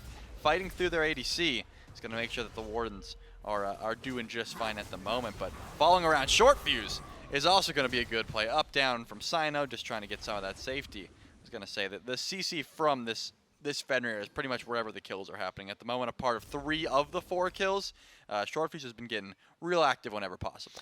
Part of 4 of the 4 kills, Privative been all over the map to make sure that something is going their way, even if it's just presence of mind, maybe a good taunt. It's always been solid. Like you said, CC around Short Fuse, CC around Privative, those are the things that are driving this forward. Speaking of CC from Short Fuse, there's the stun on Decino, pulled right back in. Great taunt, but it's not enough damage. No, Short Fuse goes down, but this time no trade out. The Wardens able to pick up one, and Decino limps away, but limps away nonetheless. Yeah, again, unfortunate for Short Fuse. That Brutalize doesn't finish off the kill, and then this time around, I mean, Moswall is just doing plenty of damage with just Divine Ruin and Tier 2 Warlocks. Like, that's not even a full build, like full 2 items. And that's all it takes. A ton of damage from Moswall, from this Zeus. And now Relentless One's so low mana, but feeling just fine to proxy out this wave. I would hope to see the rotation coming through from Jangaru here trying to get aggressive. Like, no ultimate either. This was just, I mean, this is just a questionable play by Relentless One. But maybe you wanted a quick back, right? That kill is going to get you back to base as quickly as you can. You're going to lose a little bit of damage in the process, but hey, not going to be the worst trade in the world. And now it looks like the Pyromancer started up by Priv and Jangaru. They've got the DPS for this, but look at the Wardens. They're already on gold. Yeah, being able to play for the lead. Unfortunately, the lead is going to be 1,600 in favor of the Wardens. You might get this Pyromancer. Priv is getting low, has to play carefully. Gets out of there in time. Just in time to hear that the Gold Fury was taken on the other side. Gold's going to just stay mostly even between these two teams. You can see actually maybe leaning a little more in favor of the Wardens after that fact. 2,000's the magic number, Trelly. And the Wardens so far feel that control. Nice early lead. Very different from game number 1 for them. I hate that I like Griff's build, man. Like the Shadow Steel Shuriken and Like the this kin early? size, like, I hate that it makes sense to me, and Renjaru might hate that it does a lot of damage because he's getting poked down real low. Does have to go into the Valkyrie's Discretion, but here comes the snipes. And just waiting. There's going to be one, and then the last two not connecting. Plus the mitigations coming from the Athena ult. Keeps Renjaru just fine. Beat's still up for the Freya. Might need them. They're getting aggressive onto this tier 1. They got a minion wave and a lot of plans. And so the Warden's going to get aggressive. Stun onto Privative. Might not result in too much. Athena dash. There's the walls. They really want to commit to this. Short Fuse is here. Going to jump in, find the stun onto Gino. Tries to pick him up. Bead's going to be used by the Emoja. Disengage from the Wardens. They get the tier 1. They're going to take all this utility and get out of there. Yeah, the Or try to. No, yeah, they are going to try and disengage, but now another taunt onto Gino. I was going to say, if you ride that the whole way in, Moswall's going to do a lot of damage. Beautiful Riptide onto Priv. That's going to be a kill for Moswall. But looks like Sino might try to ult over the wall. Does connect with Jangar. That's going to be a lot of damage. Now the slows have to come through. It's going to be there, but not enough. Sino has to back away. Short Fuse takes a couple steps too far forward. Don't even need the Zeus ult, but there it is. Zones anybody on the Sages from stepping forward. Clean kills. And a questionable re-engage from the Sages. Yeah, a lot of damage onto Gino. The Stinger does connect, but Griff going to provide a little bit of fending off auto attacks to make sure that the support is going to be just fine here. Griff should try and run at this point, though, because once the support's gone, I was going to say the Honey is going to make sure that you're sticking around for a little bit too long. And now we get to see the gold at the end of that brawl, and it is quite in favor of the Wardens, about 2k or so after that Gold Fury goes down. Pyromancer, of course, traded over towards the Sages. But now, I mean, the Wardens have been in the driver's seat for quite some time. Relentless One, level 14, trying to steal away Short Fuse's speed buff. Does get credit for it and just zooms on out of there. Could be in a lot of trouble. There's a lot of rotations coming here. Dazzling Offensive can only get you so far. This is going to be another death for the Amaterasu, I'm sure of it. Yeah, very clean pickup. Not a lot of questions on that one. Well, maybe questions for Relentless One, but not a lot of questions from the Sages. They know what they need to do. And they answer with a resounding kill. 3,000 gold, though, or at least approaching it, in favor of the Wardens. I mean, you try to do everything you can. If you're the Sages here, you're getting kills, you're fending things off. And unfortunately, you're still falling behind every step of the way. A lot of that is that Gold Fury from earlier. Tier 1 over and left, the pressure they were able to find then. But the kills the Wardens have found very high value. 4-0-1, though, on Jangaru. Could be a very solid target for the Wardens to try and find. It's more next engagement with the Fury and the Pyromancer falling at the same time. It's where do you look for the fight? What kind of objectives are you trying to find? And it is a tier 1 in right for the Sages to help take a chunk away from the Wardens. But Trelly, not a lot of things to fight over. Still, aggression seems to be the name of the game from the Wardens. Yeah, take a look at where where Ranjaru is. Just at the tier 2 tower, can't step up to Griff at all. Griff is 3 levels above, making sure to zone out for the waves, zone out for the purple buff. And actually, Priv could be caught into the rivers. We'll have to ult out, but with Moswell's damage, I was going to say, you're carrying over 3 charges of detonate just in case you do make it out. Dishonored teleports in, but might just be having to run out here. I don't think this was a teleport into help. This might be a teleport into death. Yeah, has to use the ult to get through the Riptide. There's going to be a stun waiting for him now. The tether breaks. And they aren't going to jump off the horse in time anyway. Sages managed to escape that one, only losing Privative. But losing Privative nonetheless. 3 ults dropped there. Relentless One's going for a little more. And after some questionable plays, now getting aggressive on the Jengaru. There's going to be the damage, but it's Sino who eats too much. Snipes going to be wide from Griff. And they need more to lock down Jengaru, but you can't stop the bee. He stings them as hard as he can, man. Finds 2 kills for the Sages. Let's go ahead and make it 3. Clean it up, Oswald. And a 4th just for the hell of it. Now Pyromancer? No. You need something bigger, Trelly. They're going for the Fire Giant. I'm so confused as to what I just watched. Relentless One knew that Priv was ulting in there, still went on to the 5-0 AMC. Took so much damage. Jengaru is having a field day on this pick. That's a full wipe. The Sages are going to be able to grab the Fire Giant and the Pyromancer in the process. That Primal Fury has spawned back in. I'm sure that's a prize that they would also have their eyes on. All from what seemed like a very terrible fight for the Sages. You know, Dishonored teleports in, realizes immediately, wait, I don't want to be here. Like, you're not trapped in with me. I'm trapped in with you. Has to run away with the horse. Ranjaru's stuck underneath tower, but a very, very split engagement by the Wardens. And a lot of questionable plays just turned into a very strong performance for the Sages. Now they've got Fire Giant, level 17, 3 levels above Moswell is Holy this smokes. AMC. Yeah, Jengaru, wherever this man shows up, I expect to see some kills happen, but it is the Wardens. The first one's over to the Primal Fury, and with Relentless One's Amaterasu passive, this is going to be shredded down extremely fast. Looks like the Sages won't be able to defend that one. They have the gold lead for the time being, but they're not able to go for the objective just yet. They're not going to be pushing up with their Fire Giant for some time either. Grouped up, yes, but haven't really looked to get aggressive for the time being. The XP isn't in their favor except for in mid. You can see Ranjaru level 14 on this Freya only really has 2 items to their name at the moment. Yeah, needs a lot more. Yeah, they're pretty far behind Griff. I mean, you know, solo relatively even, but besides that, now Dishonored's riding down Griff, but I doubt there's going to get too much off this unless, of course, the gank comes through. And there's the damage we were looking for. Yeah, that's what we were waiting on. Aegis gets used. Beats were used. And Jaro could really use the experience for a shutdown kill right now onto a 3-0-3 target, but Privative just barely taken down before the ult can go through. Short Fuse looks for a little bit more, finds Moswell. Credit to Jengaru. And now with the double carries, they're going to start this onslaught onto the tier 1 tower. Fire Giant still working for 4 members here. They don't have their main tank, but they still have a healer. With regular minions over here and left. Fire Giant enables the tier 1 to get knocked down.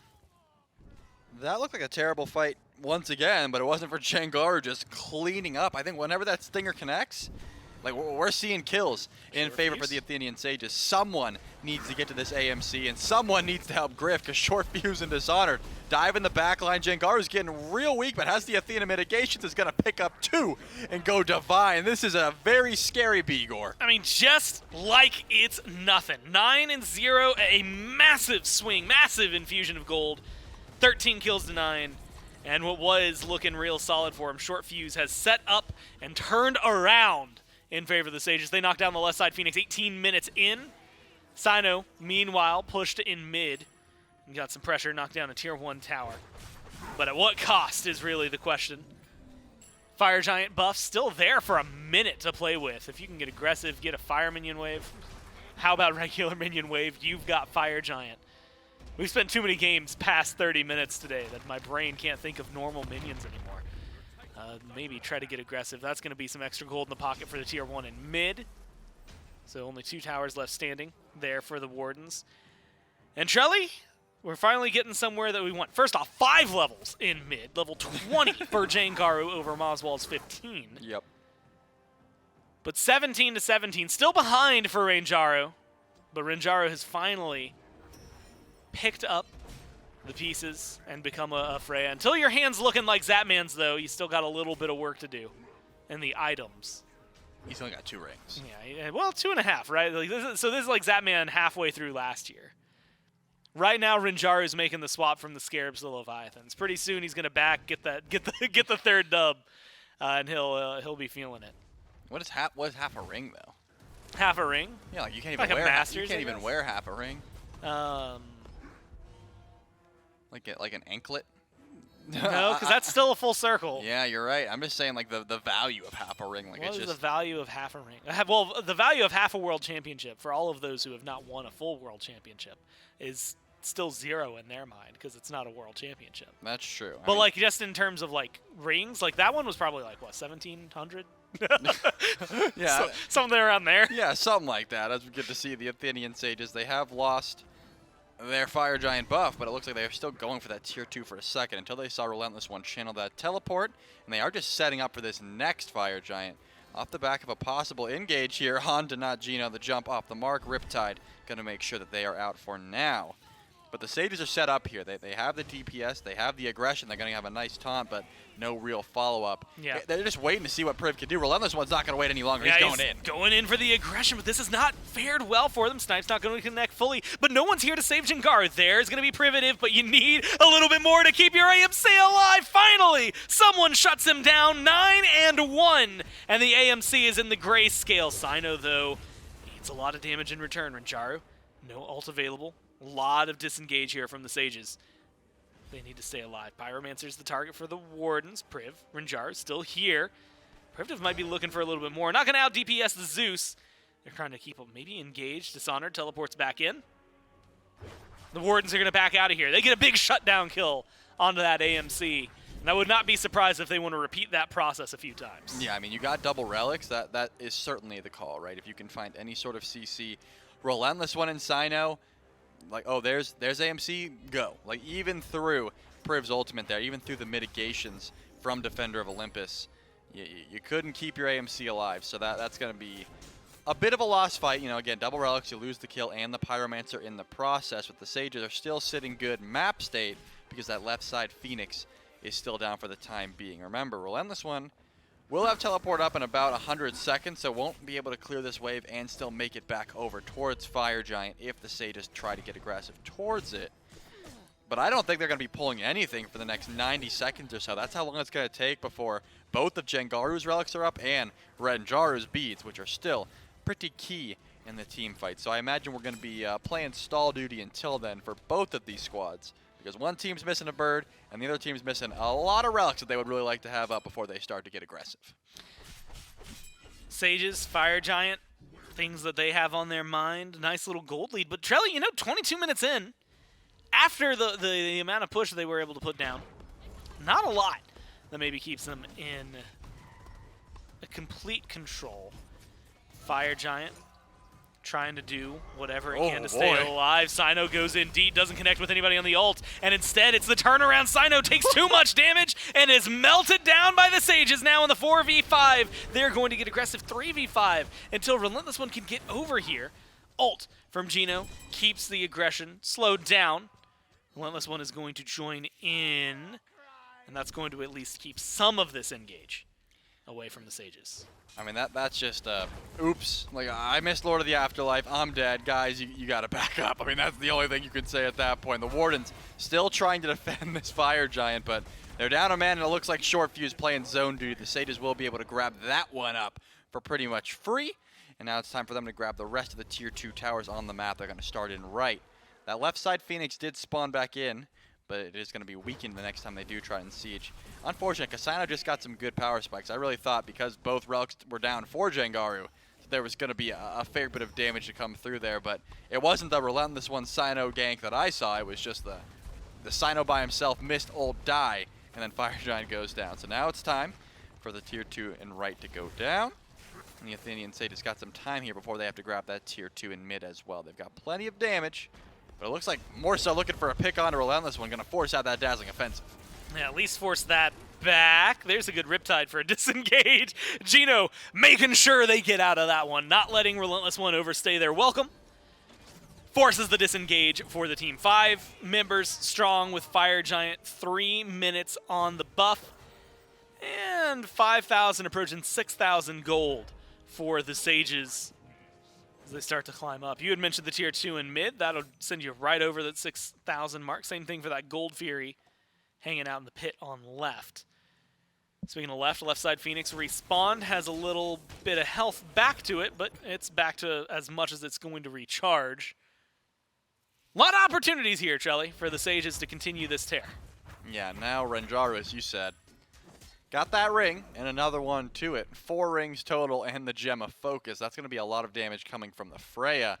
And we've already seen how much Jangaru is able to do on this AMC. Was sitting 9-0, was killed once since then, but has both relics.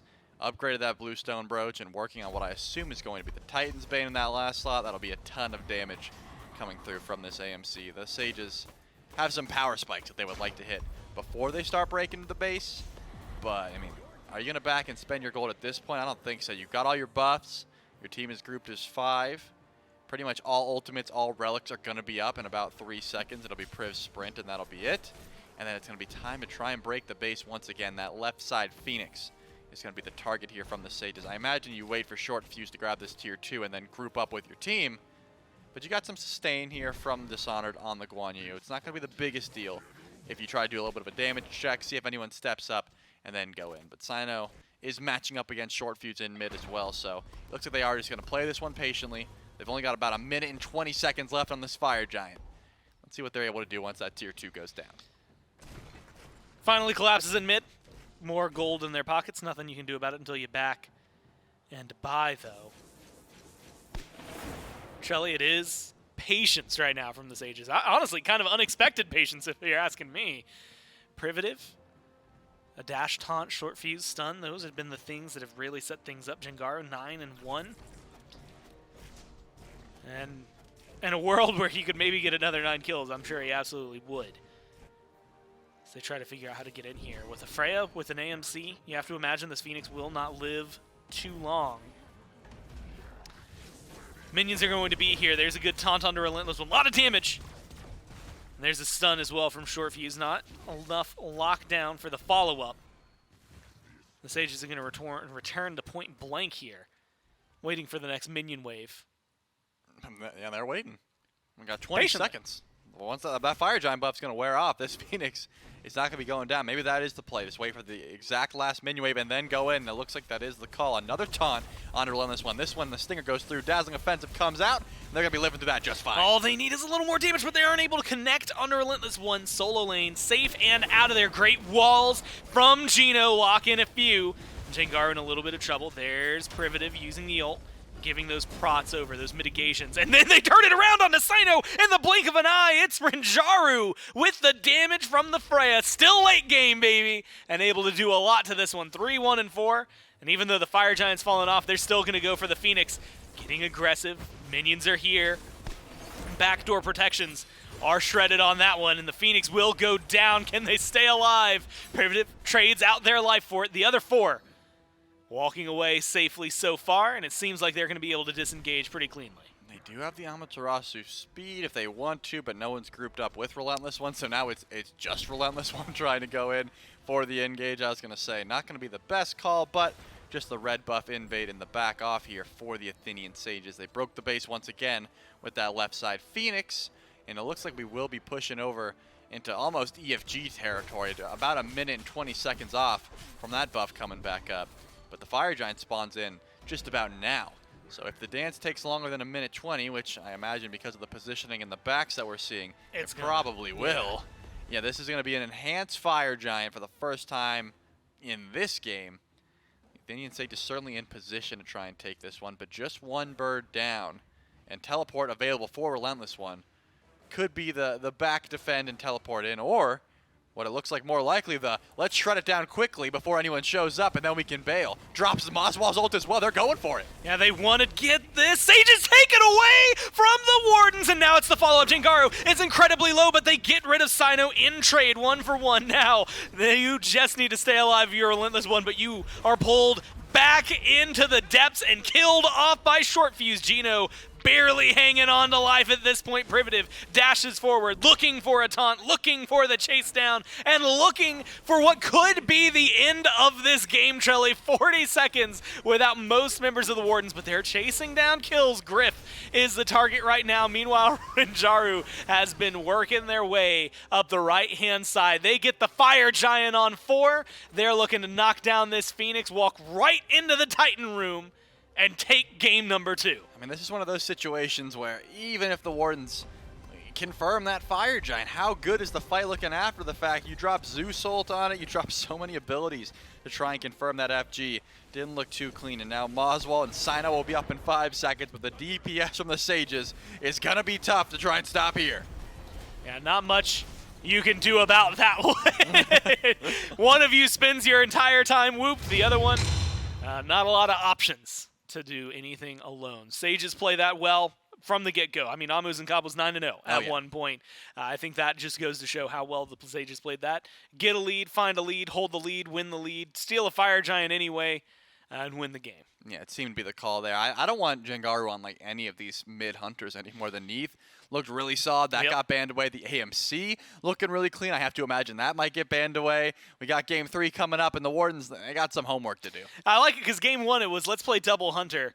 Oh, that was okay, but we lost. All right, let's just hit the upgrade button on that and then play it again. Yep. And guess what? It ends up winning them a game. We'll break that one down though a little more in depth. And of course, look at now game number 3, the first game 3 of the week, right after this.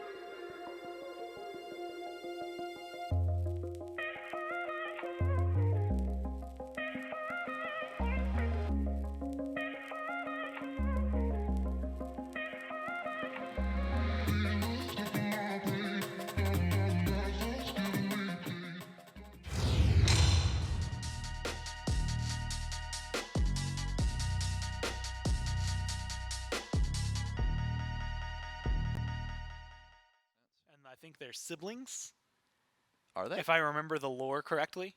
That's what I think it is. That's us debating on which one. I think, yeah, I'm pretty sure they're siblings. Amaterasu and Tsukiyomi. Google it while I do this thing. Hey, welcome back to the SCC. I'm only 5 seconds late because we were trying to. I was calling Trelli out on something I can't even remember anymore. But it's tied up here as we move into the first game number 3 of the week.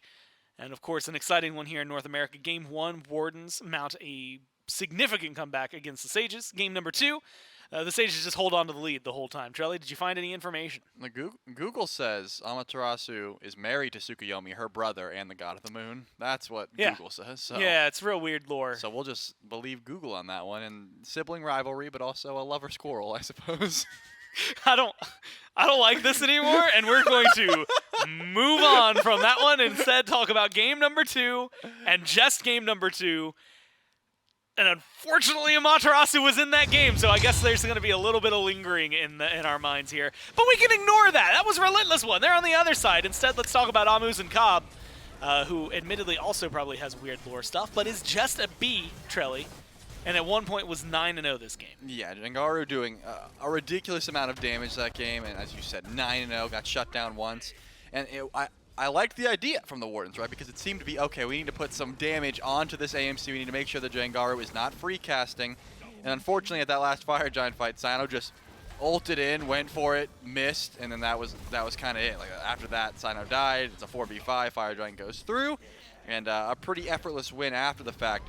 That was the ult right there, actually. Yeah, that was it. Where it was just like, wait, what? And then they killed Sino, and the fight after was pretty easy in that case. So, yeah, great play by the Sages. And again, I think that trying to get Jangaru off of one of these pressure hunters in the mid lane, probably a smart idea for the Wardens, because even in the game they lost, the Neath was looking real solid, and the AMC also looking real solid. Yeah, I think, and especially in moments like that, right, where you need something to go your way, Jangaru became the target for dive, and they wanted to kill them off as much as possible. Then Rinjaru has to do exactly what Rinjaru does, stay alive, get the kills, 4-1 and 6 there, 9-2 and 7 for Jangaru. Unfortunate that after those 9 kills did not get another one, but still found a lot of assists. The Stinger helped out. Short fuse, tons of good stuns, and a lot that was going in their favor. 0-6 and 5, a lot of questionable plays early on there from this one that I remember you calling out. And we'll see. It was also an interesting build from Griff. I guess a lot of things that this game caught our attention. We'll have to see if they stay the same going into game number 2. Or, sorry, even better, game number 3 as they close out game number 2. This is where it gets a little more interesting, right? In these sets, you start to go a little more down in the pocket. Teams are like, and especially because the Wardens are already willing to do this says something a lot. Willing to go a little more off meta, play things that they know they're good at versus things that they think maybe are just quote unquote the best. And so there are a lot of opening and opportunities for them, right? We just got good Athena. We've had a good Ymir earlier. We've got the Merlin that looked really good from Oswald. And even though the Zeus kind of got sat on for a little bit of it, was still putting out good damage for a lot of those moments. So there's a lot of things that are meta, that are meta adjacent, that are just not meta, that have already been played. I think game number 3 here is going to be very interesting. We'll go into picks and bans for it and see how it shakes out. And I think most specifically, how these bans will be formatted. Because last time around, Cupid, Kabrak, and Kamazotz, but it was Sage's first pick. Neath, Naja, Daji for the other side. Neath stays true, at least, for the Wardens here. And the Naja get taken away by the Sages, of all people. And admittedly, you don't want Sino getting that. Yeah, you never give Naja to Sino. Everyone knows that. That's a lore thing that goes back for years at this point. But the Daji is something that I think would be pretty smart to take away, as well as that Neath. I'm curious to see if AMC is going to be the next one, and it will be. So the Warden's going to take out 2 of Jangaru's mid lane hunter picks, so he's going to have to find something else to play in that slot, as well as the Daji, just making sure that Short Fuse can't have one of his favorite characters in that lane. But now, I was going to say the Cupid, the Yemoja, there's a lot of different things open because of the way that the bans have come through, and the Wardens, they just want to get Griff on that Cupid. He's been popping off throughout this set, doing tons of damage. why not get him on the Cupid once again? Probably a smart call. I was actually wondering if they were going to go for something even wilder and maybe try to let the Cabrakan through, but I feel like that's been like first pick for a lot of these teams, and so it kind of makes maybe more sense to just say no. Deal with that one the old-fashioned way. It's been too much of a power pick. Freya has been the go-to. Earlier it was Sol, now Freya twice in a row. Nike locked in. I think you were talking about that earlier for Dishonored. Loves the Nike, unfortunately. He's just he's just a cringe Nike enjoyer. So we're going to see a lot of stalemates in lane, unfortunately, for Relentless One playing the Camisots up into that. It's not a lot of fighting. You know, Nike is just going to clear the wave and then just, like, put the shield up and say, like, what's up? I'm going to push you away for a bit. I'm going to be annoying. The team fight after the fact, that's when Nike makes her money, when she can dive these hunters with this massive shield. Sunder's not in the meta at the moment, but maybe it could spot, you know, especially if there's some healing. Ankh could also help through, especially when you pick a Yamoja with that. Ankh's going to get double value. Either way, trying to get rid of that shield, the name of the game for trying to kill the Nike. Smart call, but notably, no hunters picked just yet. So getting Renjaru's Freya, smart, but Jengaru, if he does want a hunter in the mid lane, going to get banned out again. The Chernobog, why not throw another one? One more hunter. Let's go for it. Who else works well in the mid lane? We've seen Uller. Yeah, on her occasionally, but it feels like Uller's probably right up there. Yeah, and we're going to see. Oh, the Uller. So the first one that we went to, we hit it in one, and then we kept going just for posterity's sake. But where do you go? I guess now we can talk about the pick. Where do you go? To Ratatoskr. Well, you hold on to it, right? Nike in the solo lane, Yamoja support, Freya with the duo, Ratit in the jungle. Keep that one hidden if you're the Sages. It's a nice little poker face. Yeah, but it looks like the Awilix is going to be grabbed here by Sino. So a different look than what he's been playing so far this set. I mean, you know, it's going to bring a lot of finesse, I suppose. You do have, you know, a couple jumps you can pull from, so I guess that's the call here. You're worried about the Riptide as well, so, you know, Priv's going to have to be watching out for whenever you Riptide your team, because you're just giving Awilix a free pull, but it's not going to be a hunter in that slot. It will be the Vulcan, something that has been getting banned away more often than not from Moswall, but this time around, the Sages are able to grab that one, and I got to tell you, Gore, the Vulcan, when he gets through, He's been hidden. He's been winning a lot of his games, right? And I think that's actually something, you know what, I'll look it up for the SBL stats while we just jump into game number 3 and burn through these early timers. And specifically, Trelly, it's not just Vulcan winning a lot of games. That kind of catches my attention there. Right. Because Vulcan, like you said, doing pretty well. 7 wins out of 11 games played in the SBL last week. The thing that catches my eye with him,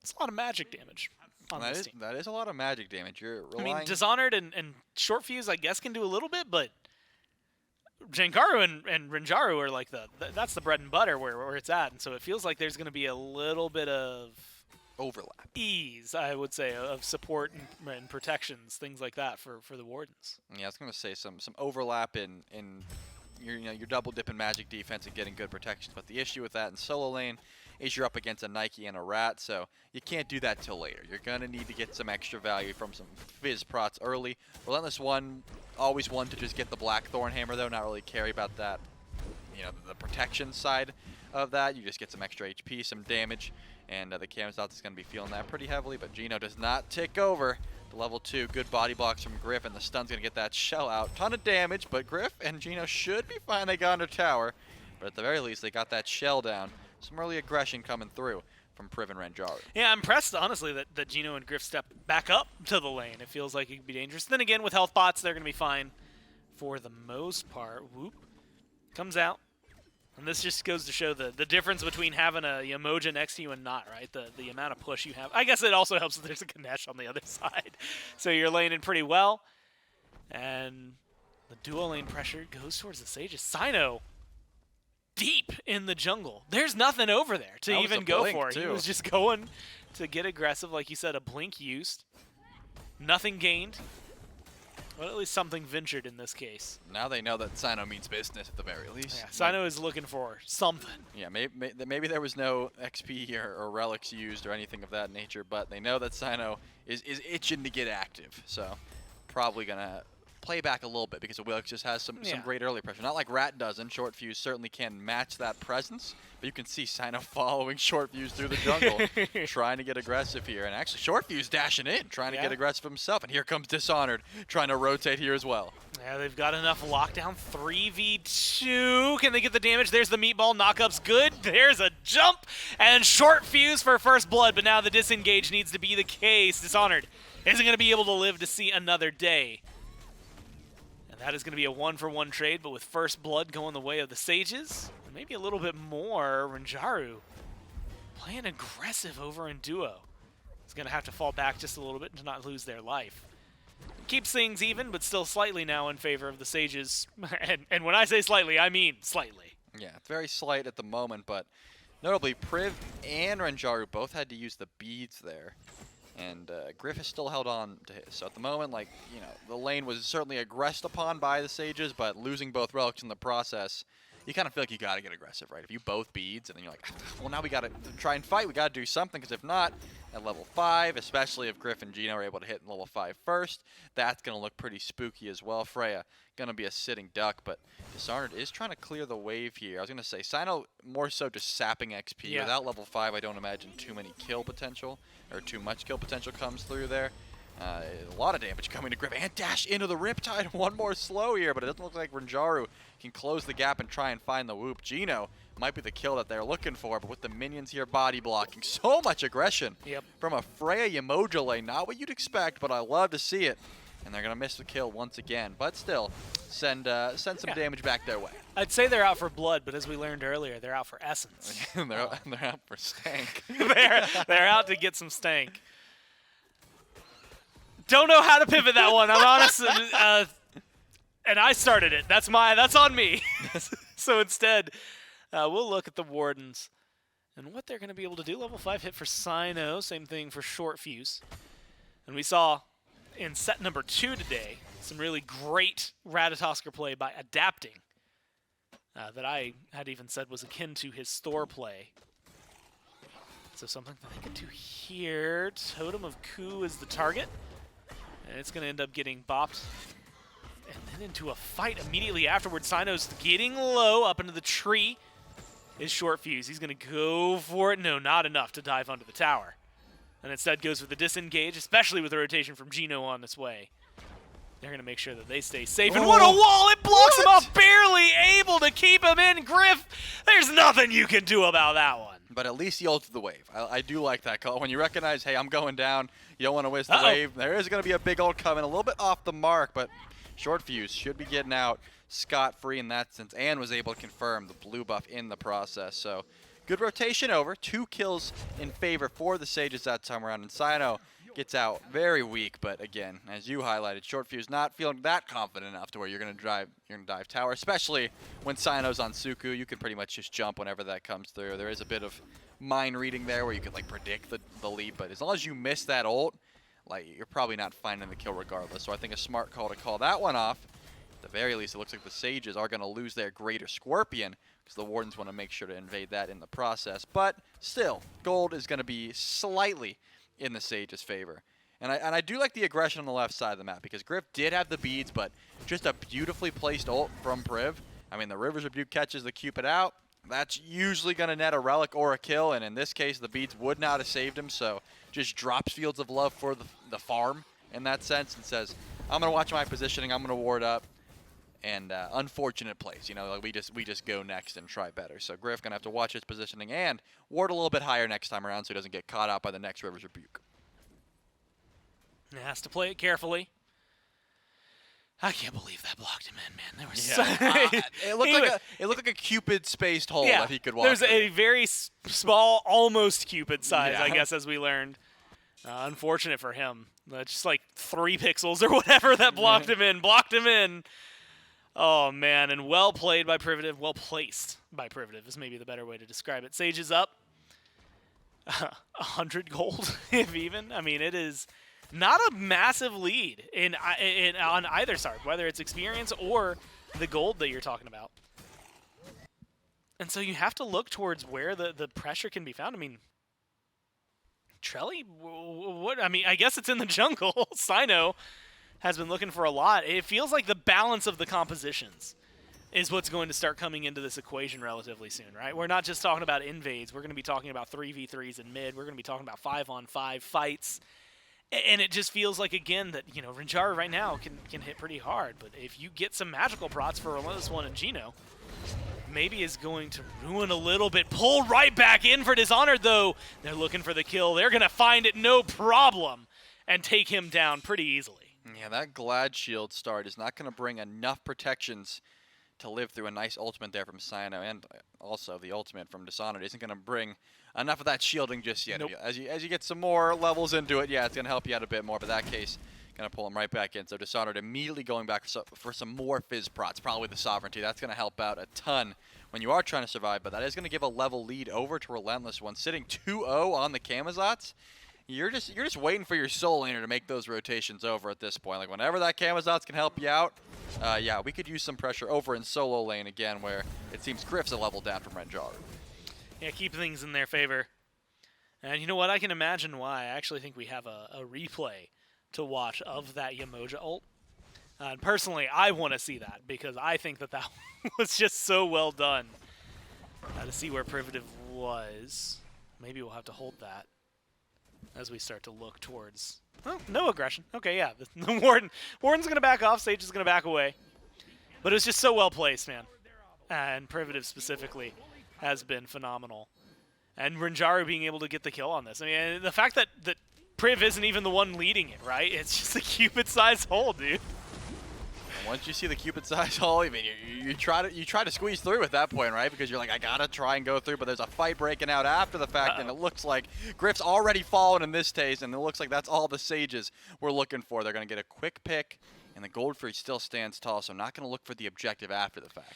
Griff has been in an unfortunate scenario. Yeah. Which is now, that is the second death, 0, 2, and 0. Just started a Transcendence and is 4 total stacks, right? Like, earlier you had mentioned it, was able to throw out the ult at least to get the wave to get some farm back in your favor, but it's hard to spin this one. And when you see such a single-digit number, it's just well played by the Sages to get that aggressive. But again, Trelly, it's not leading to a lot. I mean, I'm having flashbacks to game number 1 where there was a massive kill lead, but the Sages weren't really doing anything with it after the fact. Admittedly, it's sub 10 minutes. Maybe it's asking too much of them. Only 5 kills on the board. Not crazy. But you're starting to look at Pyromancers spawning up. Gold Fury is going to be pretty easy to take down relatively soon. I have to start seeing the Sages find something after the fact, or else these kills don't mean as much. Yeah, I think you're right. And because they have, like, a fair bit of objective pressure here, Jangaru has the turret. They've got some good burst as well with the Earthshaker, Meatball, and Backfire combo. I do think once they found like a pick on a Griff over in left lane, it certainly could be an option. It's just because they're a little behind. Yeah, that sounds like the wildest order at like a sub shop. Yeah, give me we got the Earthshaker Meatball Backfire combo. Yeah, I don't know if I want to eat a sandwich called the Backfire. I don't want to imagine what goes into that, man. I'll eat an Earthshaker. And I'll definitely eat a Meatball sub. Oh yeah, man, Meatball subs are my favorite. But not the Backfire. But not the Backfire. I don't know if I'm going to go in on that one. Well, but it looks like it will help out with trying to get the Pyromancer. Yeah, like you said, it's very good, secure. I thought there was going to be more of a fight. I looked at the mini-map and then saw nobody from the Wardens nearby. So the Sages finally able to get something to give them a small amount of control. But really, the gold doesn't jump up that much, man. It's not a massive lead for them, no matter what they do. Yeah, it seems like it's just because Relentless One is up so heavy on Dishonored, and even Cyno's got a level lead over Short Fuse at the moment, despite being 0-1 to Short Fuse's 2-0. This blue buff does not belong to Dishonored anymore. It's been invaded a couple times, and actually Dishonored had to pivot into the tier 1 earring just for MP5's sake. Like, he does not get blue buff anymore, so just needs some sort of mana sustain. Blinks behind Short Fuse. That should be a one-shot, and the Feather Step will confirm it. Cyno puts Short Fuse in the dirt. Griff, I was going to say, might be dying on the other side of the map, but held on to the dash just fine. I was going to see if there was going to be any pressure towards Goldfree because of how much aggression is on the right side of the map. And finally, Goldfree gets pulled. I was looking for this about 10 seconds ago, but I'll accept it now. Yeah, and you know what? If they can get it, it's going to be a nice pull for them. They get the Gold Fury, no problem. Gino is able to, I'm sorry, that's not Gino. Is able to throw up the Dharmic Pillars. We don't know who it is, but we know who it isn't. Oh no, but the damage in return. Fields of Love is helpful. There's the walls from Privative. It's going to isolate a little bit, but not enough to save Jangaru's life. That's a clean kill from Sino, and Sino is looking for a little bit more with the help of Griff. They might be able to do something, but then deleted off the board is the carry, and now the kills are just rolling through for the Sages like it's nothing. Relentless One picks up at least one more to go for his team. Privative, Dishonored, not enough damage between the two of them to make something happen here. Yeah, there was 2 pools there, so much sustain there for Relentless One, but I mean, I'm glad the Gold Fury got it pulled immediately. Sino and Relentless One, the double assassin combo that the Kaolin Wardens are bringing, are doing a ton of damage to the backline of the Athenian Sages. Despite the fact that they finally got proactive and got that objective like I wanted, they lost a little bit of members after the fact, and still were able to find some kills in the process. So definitely in their favor, the Athenian Sages are going to climb ahead to about 2K. That XP lead is slowly getting climbed up upon as well. It's not going to be too far off. I was waiting to see if Dishonored was going to be able to catch up, and it looks like that will be the case. So got the Sovereignty online, should be able to match some of the pressure that Relentless One has on this Camazotz currently. Sitting about 3-0 on the Camazotz, been doing a fair bit of damage. I think Relentless One should be able to match that considering how that last fight went. 6 kills to 5. Charlie barely scratching that 2,000 gold mark, and honestly, it's because they're just slightly under. But the Sages finally have a little bit of a lead, despite some of the kills maybe not looking clean. 005 there for Privative. So a big part of the team's success to make sure things continue in their favor. No big neutral objectives alive on the map for him to go for. Still all 12 towers left standing as of right now. So the pressure, the question, where it comes down, it's going to be on Sino in the jungle. Great silence, but there's an Earthshaker. Perfect shot, but a better leap from Sino. Make sure he stays alive out of there. Felt like Jangaru was right on the money to make a play. And unfortunately, falls apart at the seams. And the Sages tried to create something out of nothing. And unfortunately, that nothing just falls flat. Yeah, Sino in a little bit of a rough spot here just because of some nice Riptides by Privative. Dishonored makes the rotation over as well. Possibly looking to get aggressive before this Pyromancer spawns in, but it's going to be quite some time before it is actually back up. So more so just seeing if they can pull some relics or look to get aggressive on this side of the map for the time being. But again, until that Pyromancer comes up, Gore, I don't expect to see too much fighting. No overinvestment. Right? Yeah, I mean, you throw out some poke whenever possible, and I think Sino did get a little bit over-aggressive, but as long as he held on to Suku, as long as he held on to that leap, was just fine in that regard. So we saw how quickly the Athenian Sages can make a pull onto the Pyromancer as long as they use Jangaru's turret, and they've got that burst for it. So I think that's why the Wardens are like posted up now. You know, they're like, let's make sure that they don't sneak away for anything. Let's make sure that we don't lose sight of any Sages for a couple seconds. If they do, we might be losing an objective out in that time. So make sure our ward game is strong, and also we're just hovering around the fire. And you think they'd know, right? Because at this point, it's like, hey, guys, if they disappear for even a second, there's only one thing up there that they're going to be grabbing. Yeah. We got to know where we're going to go for. And we'll see where it is. But, you know, that's been the conversation most of the day, honestly. And, well, realistically, over the last couple of weeks, both for SCC and SPL, Vulcan provides secure other mages so far that we've seen a lot in the meta. Not giving a lot of that. They're giving a whole lot of damage, whole lot of burn, maybe even some great team fight. I look at the Yu Huang for that.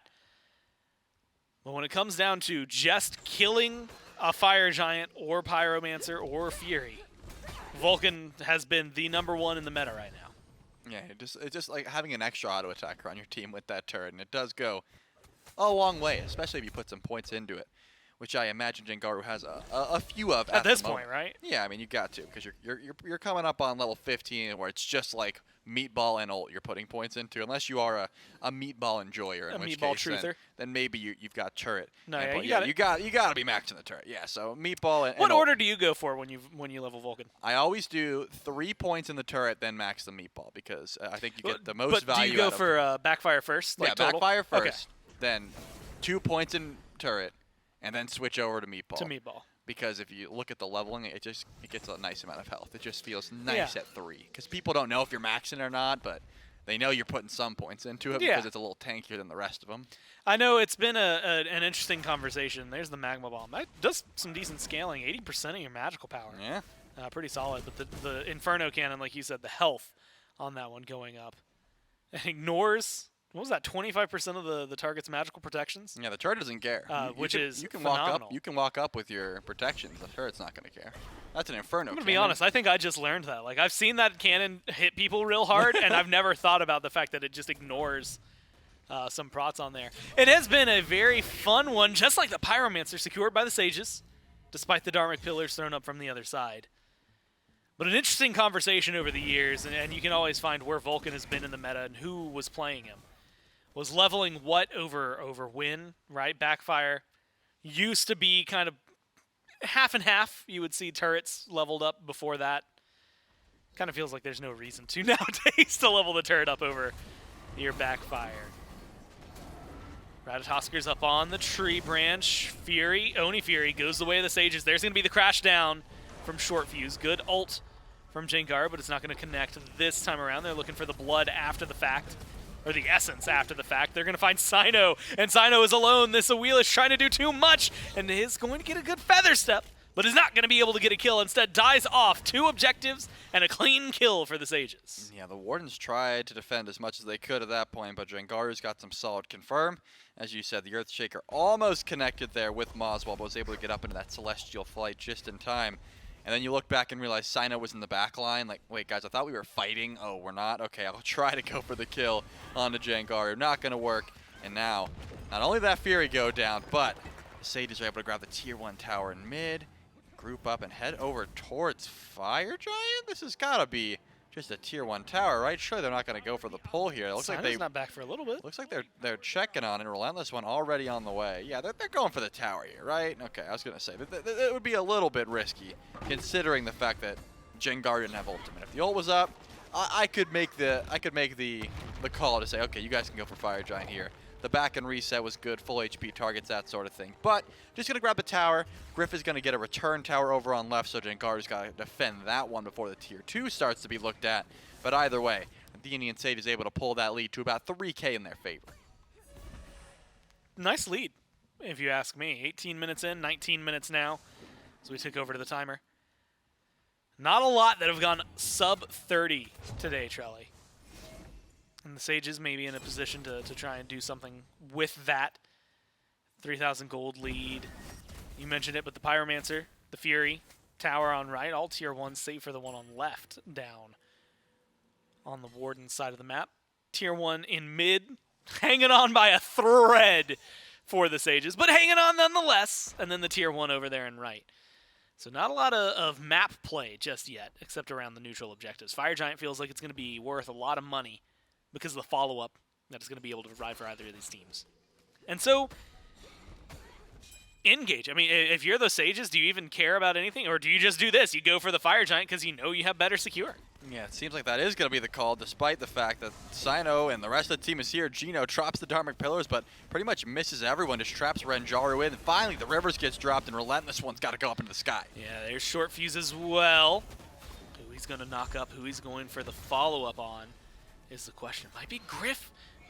Isolated by Dishonored. Good knockup, good stun, and good damage. Short Fuse is able to find that. Eats a little bit in return. And same can be said here. Renjaru Aegis only going to do so much to keep your life going. Carry for carry. But it's going to be the re-engage. The Wardens surging forward against the Sages. Short Fuse barely able to make it into the tower. Privet is still alive. That healing is going to be monumental right now. The Omi needs to come back fast. Short Fuse is trying to lead the way. Sino Feather Step, but it's not good enough. Dishonored closes the gap, gets the kill, and keeps the Sages moving forward. This one is low. Gino, half health, and they're going to try to close this gap one more time. Yu Huang damage. A little too much to ask for right now if you're the Sages. They're going to have to avoid that one. Vulcan looking for the shots. Not quite going to be able to find it. There's the backfire. Gets 3 for 1 so far. Might look for a little bit more. Relentless One's still low. They might just go for the Tier 2. Either way, it's a win for the Sages. Yeah, definitely a win, and they will be able to grab that Tier 2 tower, but I have to imagine it's either a full reset or you're backing and then going for the Fire Giant if that was the case. I mean, they already got the Fire Giant, but what are you going to push with it is the question. You got to reset here before you're looking to go for more towers. Because Renjaru died and you lose your ADC with that buff, it's kind of unfortunate. You still have a good bit of objective damage in the sense of short fuse is going to be doing a fair bit, and Jangaru is going to help out a ton, but there's a lot of towers to go through here, so probably the smart call, just get a full reset and spend some of that gold in the process. I mean, Griff has been able to farm up a fair bit despite the fact that he's 0-4. Like, has a level lead over Renjaru in this case. So, you know, playing through your Cupid, not going to be the worst idea. It's just, you're looking at a 7k gold deficit currently, and it doesn't look like it's going to be getting closed up anytime soon. So the Sages group up. Looks like they want that Gold Fury first, and then they might start to look at the Tier 1 in left and the Tier 2 in mid and left. It's a lot of gold, but the Wardens aren't going to sit by and let it happen. They're going to grab the Tier 1 in right, as Short Fuse is on defense duty for at least the time being. With the Magi's Bubble should be just fine, but you don't want to try your luck in a 1v2 situation, even if you're feeling that confident with the Fire Giant. Only 22 minutes in. Yeah, you have to play carefully, which Short Fuse might not be doing. Has the ult, though, so I'm not maybe too worried about this. Might even go for the stun and looks for a single kill onto Relentless One. Slow is going to be their lead for the Camazotz. Is nice. Slow in retaliation keeps Short Fuse off. Is it going to be enough? Stun, follow-up dash after the ult goes through should be good. No, never mind. Just go ult for ult so you can chase this one down. Meanwhile, over here, a great pull on Renjaru from Sino gets Griff a kill. They need this one to go their way for Short Fuse. Finally, they traded out 1-for-1 across the map. The Freya for the Camazotz. That's the second time Renjaru has died with ult available. Just and great, beats. Great CC chain. And I think the beats just came up. Like, I'm pretty sure they just timed up. So it was Sino pull into silence from Gino to make sure that ult didn't happen. Great Riptide to grab Sino's Magi's in the process. But that Tier 2 tower in mid, the Tier 1 and Tier 2 in left are going to drop. And now it's time for the Sages to try their luck at the Gold Fury. So that gold is just going to continue to climb, Gore. I mean, it's 8k at the moment, 23 minutes into the game. Should be going over to like 8,500. After they grab gold and look for maybe the possible Pyromancer as well. 9,000 gold in their favor. And it just looks like as long as the Sages are fine with losing Renjaru, they're in a great spot. It's been twice now where just Renjaru dies and they get all the objectives after. Look, if Short Fuse is going to be 5-1-4 and you're getting the damage out of Jangaru that you are, I think I'm more than fine if Renjaru sometimes ends up being the sacrificial lamb. Now actually doing the best Zatman impression, right? Only 3 rings. Goes for the Bancroft's Claw a little late in the build before going for the final ring, which is a little different than what we normally see out of the Freya. In fact, it's different than what we saw Renjaru do last game. Just how do you feel about this itemization? Specifically, I guess just kind of skipping the ring in order to get some more power online. Yeah, I think Bancroft's Claw is just for the survivability. Like, if you're just trying to live and you're confident your team's got enough damage, you don't need to be like the sole hard carry. And I've got no problem with it. It is getting nerfed here soon, but at the moment, you still use got it yourself, while you can. Yeah, use it while you can. Get that shielding. Try and live longer in these fights because it seems like just Renjaru has been the target from the Wardens. Like, they'll take who they can get, but whenever Sino can find someone with that pull, they're certainly going to look to get aggressive. So if Renjaru needs to live, then yeah, grab that Bancroft's Claw, try and survive longer in the fight. You're still Freya, so you're going to get your damage from the Hasten Ring and the Demonic and the Talkines regardless. I don't mind it one bit. We'll see if that damage ends up paying off. Look, 1, 3, and 5, you mentioned it, has died a couple of times. It still has worked out for them overall. But we'll have to figure out if it ends up working out well. There's the damage. Man, Gino is taking a lot. Has to dodge out the Earth Shaker. Earth Shatter. Either way, Gino stays alive. Barely. Griff. Can't say the same for him. Renjaru is going to chase down Relentless One. Sino's here to save the day, though. Sino's looking good, but not good enough. Renjaru with the damage finds the kill. Now Relentless One has to disengage. Jangaru able to stay alive on the side while it's a double kill for the Freya. From 1, 3, and 5 to 3, 3, and 5. A little bit of wiggle room. They're not going for the Fire Giant here, Trelly. They're going to get aggressive. They're looking for a Phoenix. I mean, I'm probably going for the Fire Giant or the end call with Gino and Moswell up. It's not going to be easy to go for the end call, and it's only 20 seconds without Griff. So, I mean, I think the Fire Giant was just the better idea, but it looks like going for the Phoenix first. A lot of low health bars here as well. Smart by Short Fuse to split up and try and push down mid for the time being. Doesn't look like anyone can really body block these autos, though. So the right side bird will go down, and then immediately for the mid Phoenix as well. Or are they just going to go back for the Fire Giant after the fact? Yeah, if that was the call, I mean, maybe they thought they could end and then decided off it. But as long as they get Fire Giant here for free, then it was all worth it. But it looks like Gino is going to run them down with Dharmic Pillars up soon. And then try and go for the defense, try and go for the stall, because look at the low health bars here. This could be a little dangerous for the Sages. Gino has the Dharmic Pillars, throws them perfectly. Sages get the Fire Giant, but here's a Relentless One trying to change the course of fate itself with this. Well, kill, maybe, if it happens. No, it's lockdown instead. The burn is too good, barely able to escape. A short fuse goes up. Are you going to go in for the kill or fall back? It's fall back plan for the Sages. And they're going to need it. Left side, meanwhile, all of this was going on. Tier 2 gets knocked down by the Trebuchet. And it might still be moving forward slowly but surely to deal with that Phoenix. Something that I think the Sages are going to be able to make quick work of. Yeah, I mean, I think that it ended up working out, but that was a lot messier than it could have been. I don't think the right side bird was worth going for that Fire Giant with such low HP. Good attempt by Gino and Relentless want to try and get some picks and steal that Fire Giant, but the Sage is still in a commanding spot here. Looks like they are just going to group up and run it down the left side of the map with that right side Phoenix down, trying to get as far away from those fire minions. Definitely a smart call. Relentless One has pushed out a wave for the time being, so it's going to be a little bit of time before right has to be looked at. And remember, it's not an EFG yet, so that enhanced Fire Giant is going to help you with those backdoor protections. Still need the minions if you want to get the most DPS possible on these Phoenixes. So playing it smart, the Sages are going to push down slowly. They've got a solid 2 minutes and 30 seconds to try and finish up the rest of these Phoenixes. And because Short Fuse has just been doing so much damage, I got no problem with just sending him down mid, 1v1 and whoever shows up, and ult over if you need it. They're going to start this siege early. Left side Phoenix already, 3/4 health. Slow roll it a little closer, though. Sages not going to bite off more than they can chew. Fire regular minions. I don't know why I keep going for fire minions, man. That's the second game in a row. Their normal minion wave killed off before it could really help anything over here. Backdoor protection still going to be existing. Mid's going to have some. Short Fuse has definitely gotten the better end of Relentless One, but both have their ults.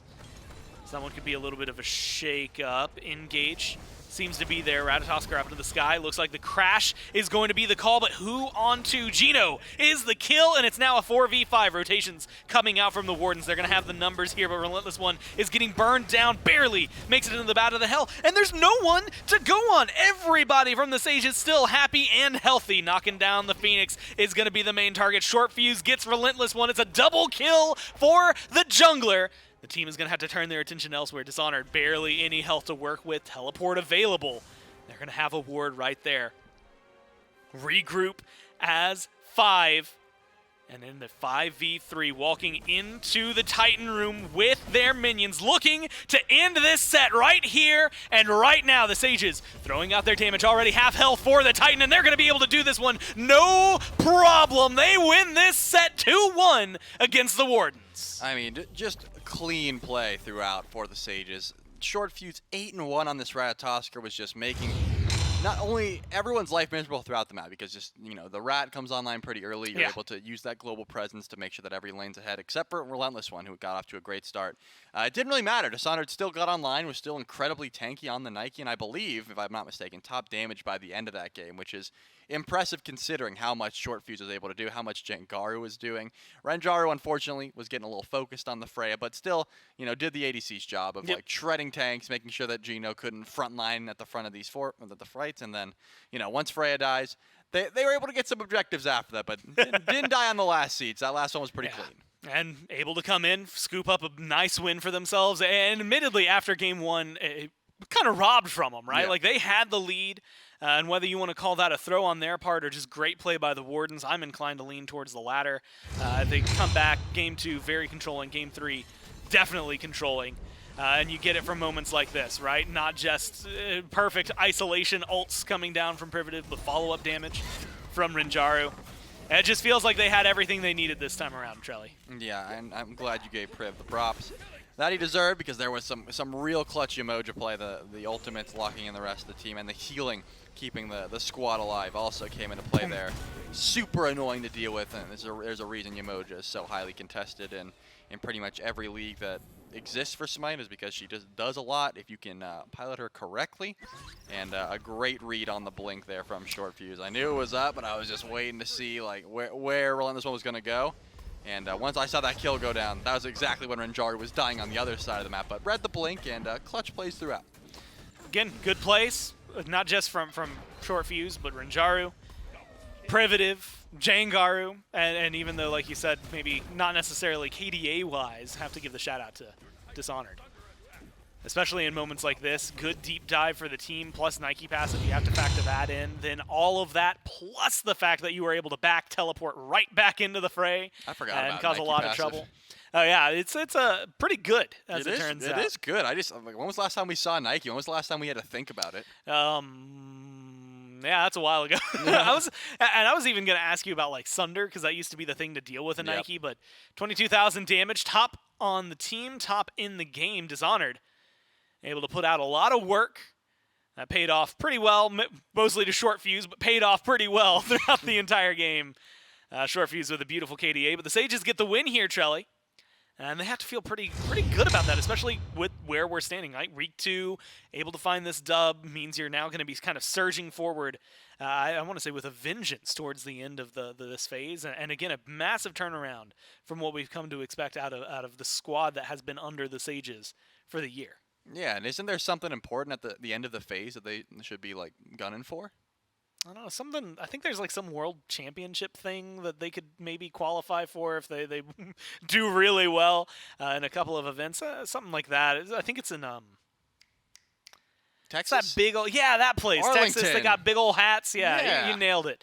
We're gonna be there, or at least I'm gonna be there. Hopefully you'll be there. I got work. I got plans. I got work that week. You got work that week. Yeah, I don't know if I'll be able to make it. Man. Oh well, we can look at the schedule and the standings. We'll just we'll have to lament. Charlie's working. I don't know what else to tell you. It's going to be a 2-1 win for the Sages over the Wardens. Hounds Tanuki coming up next, and then on Saturday morning you'll be able to watch the Storm take on the Weavers, and that'll kick things off just before SPL. Of course, tomorrow we'll be watching the Mambo. And I've already forgotten the team that they're going to be playing. I believe the Ferrymen that they're going to be taking on tomorrow morning before SPL. So if you're gunning for the SCC, not only do you have one more set today, that'll come on in just a little bit, but also the 2 sets tomorrow and Saturday. You can also take a peek see here in the standings. A great one for the Sages. Puts them up at 1-1, keeps them in that contention. Could still see some changes between the Storm, the Hounds, the Tanuki. All it takes is one person getting knocked down, and all of a sudden we've got some crazy ties. Weavers have a little bit of work cut out for them, while the Wardens gravitate closer to the bottom now with the 0-2. Might be the only team leaving this week with it, depending on what the Weavers end up doing this week. So, a lot of pressure on them. And again, when you're looking at these teams, that thing Trelly was talking about, you're looking at playing towards the Road to Worlds in December for the SCC teams. They'll be joined by some SOC teams. Top 2 of that for NA and EU. So you've got to be not only the best in your region here, then the best of the best when you get to your region in December. That can put you in a Worlds qualifiers bracket against the bottom 4, I believe, SBL teams from Phase 3 and the Phase 3 playoffs, and then that gets you to Worlds. So there's still a chance, but it's going to be an arduous path for all of these teams. Still, the Sages take a step in the right direction here with a nice 2-1 win, and that's going to do it for this set and for us on the desk. We're going to close this one out, kick it to a quick break, and when we get back, it's more North America.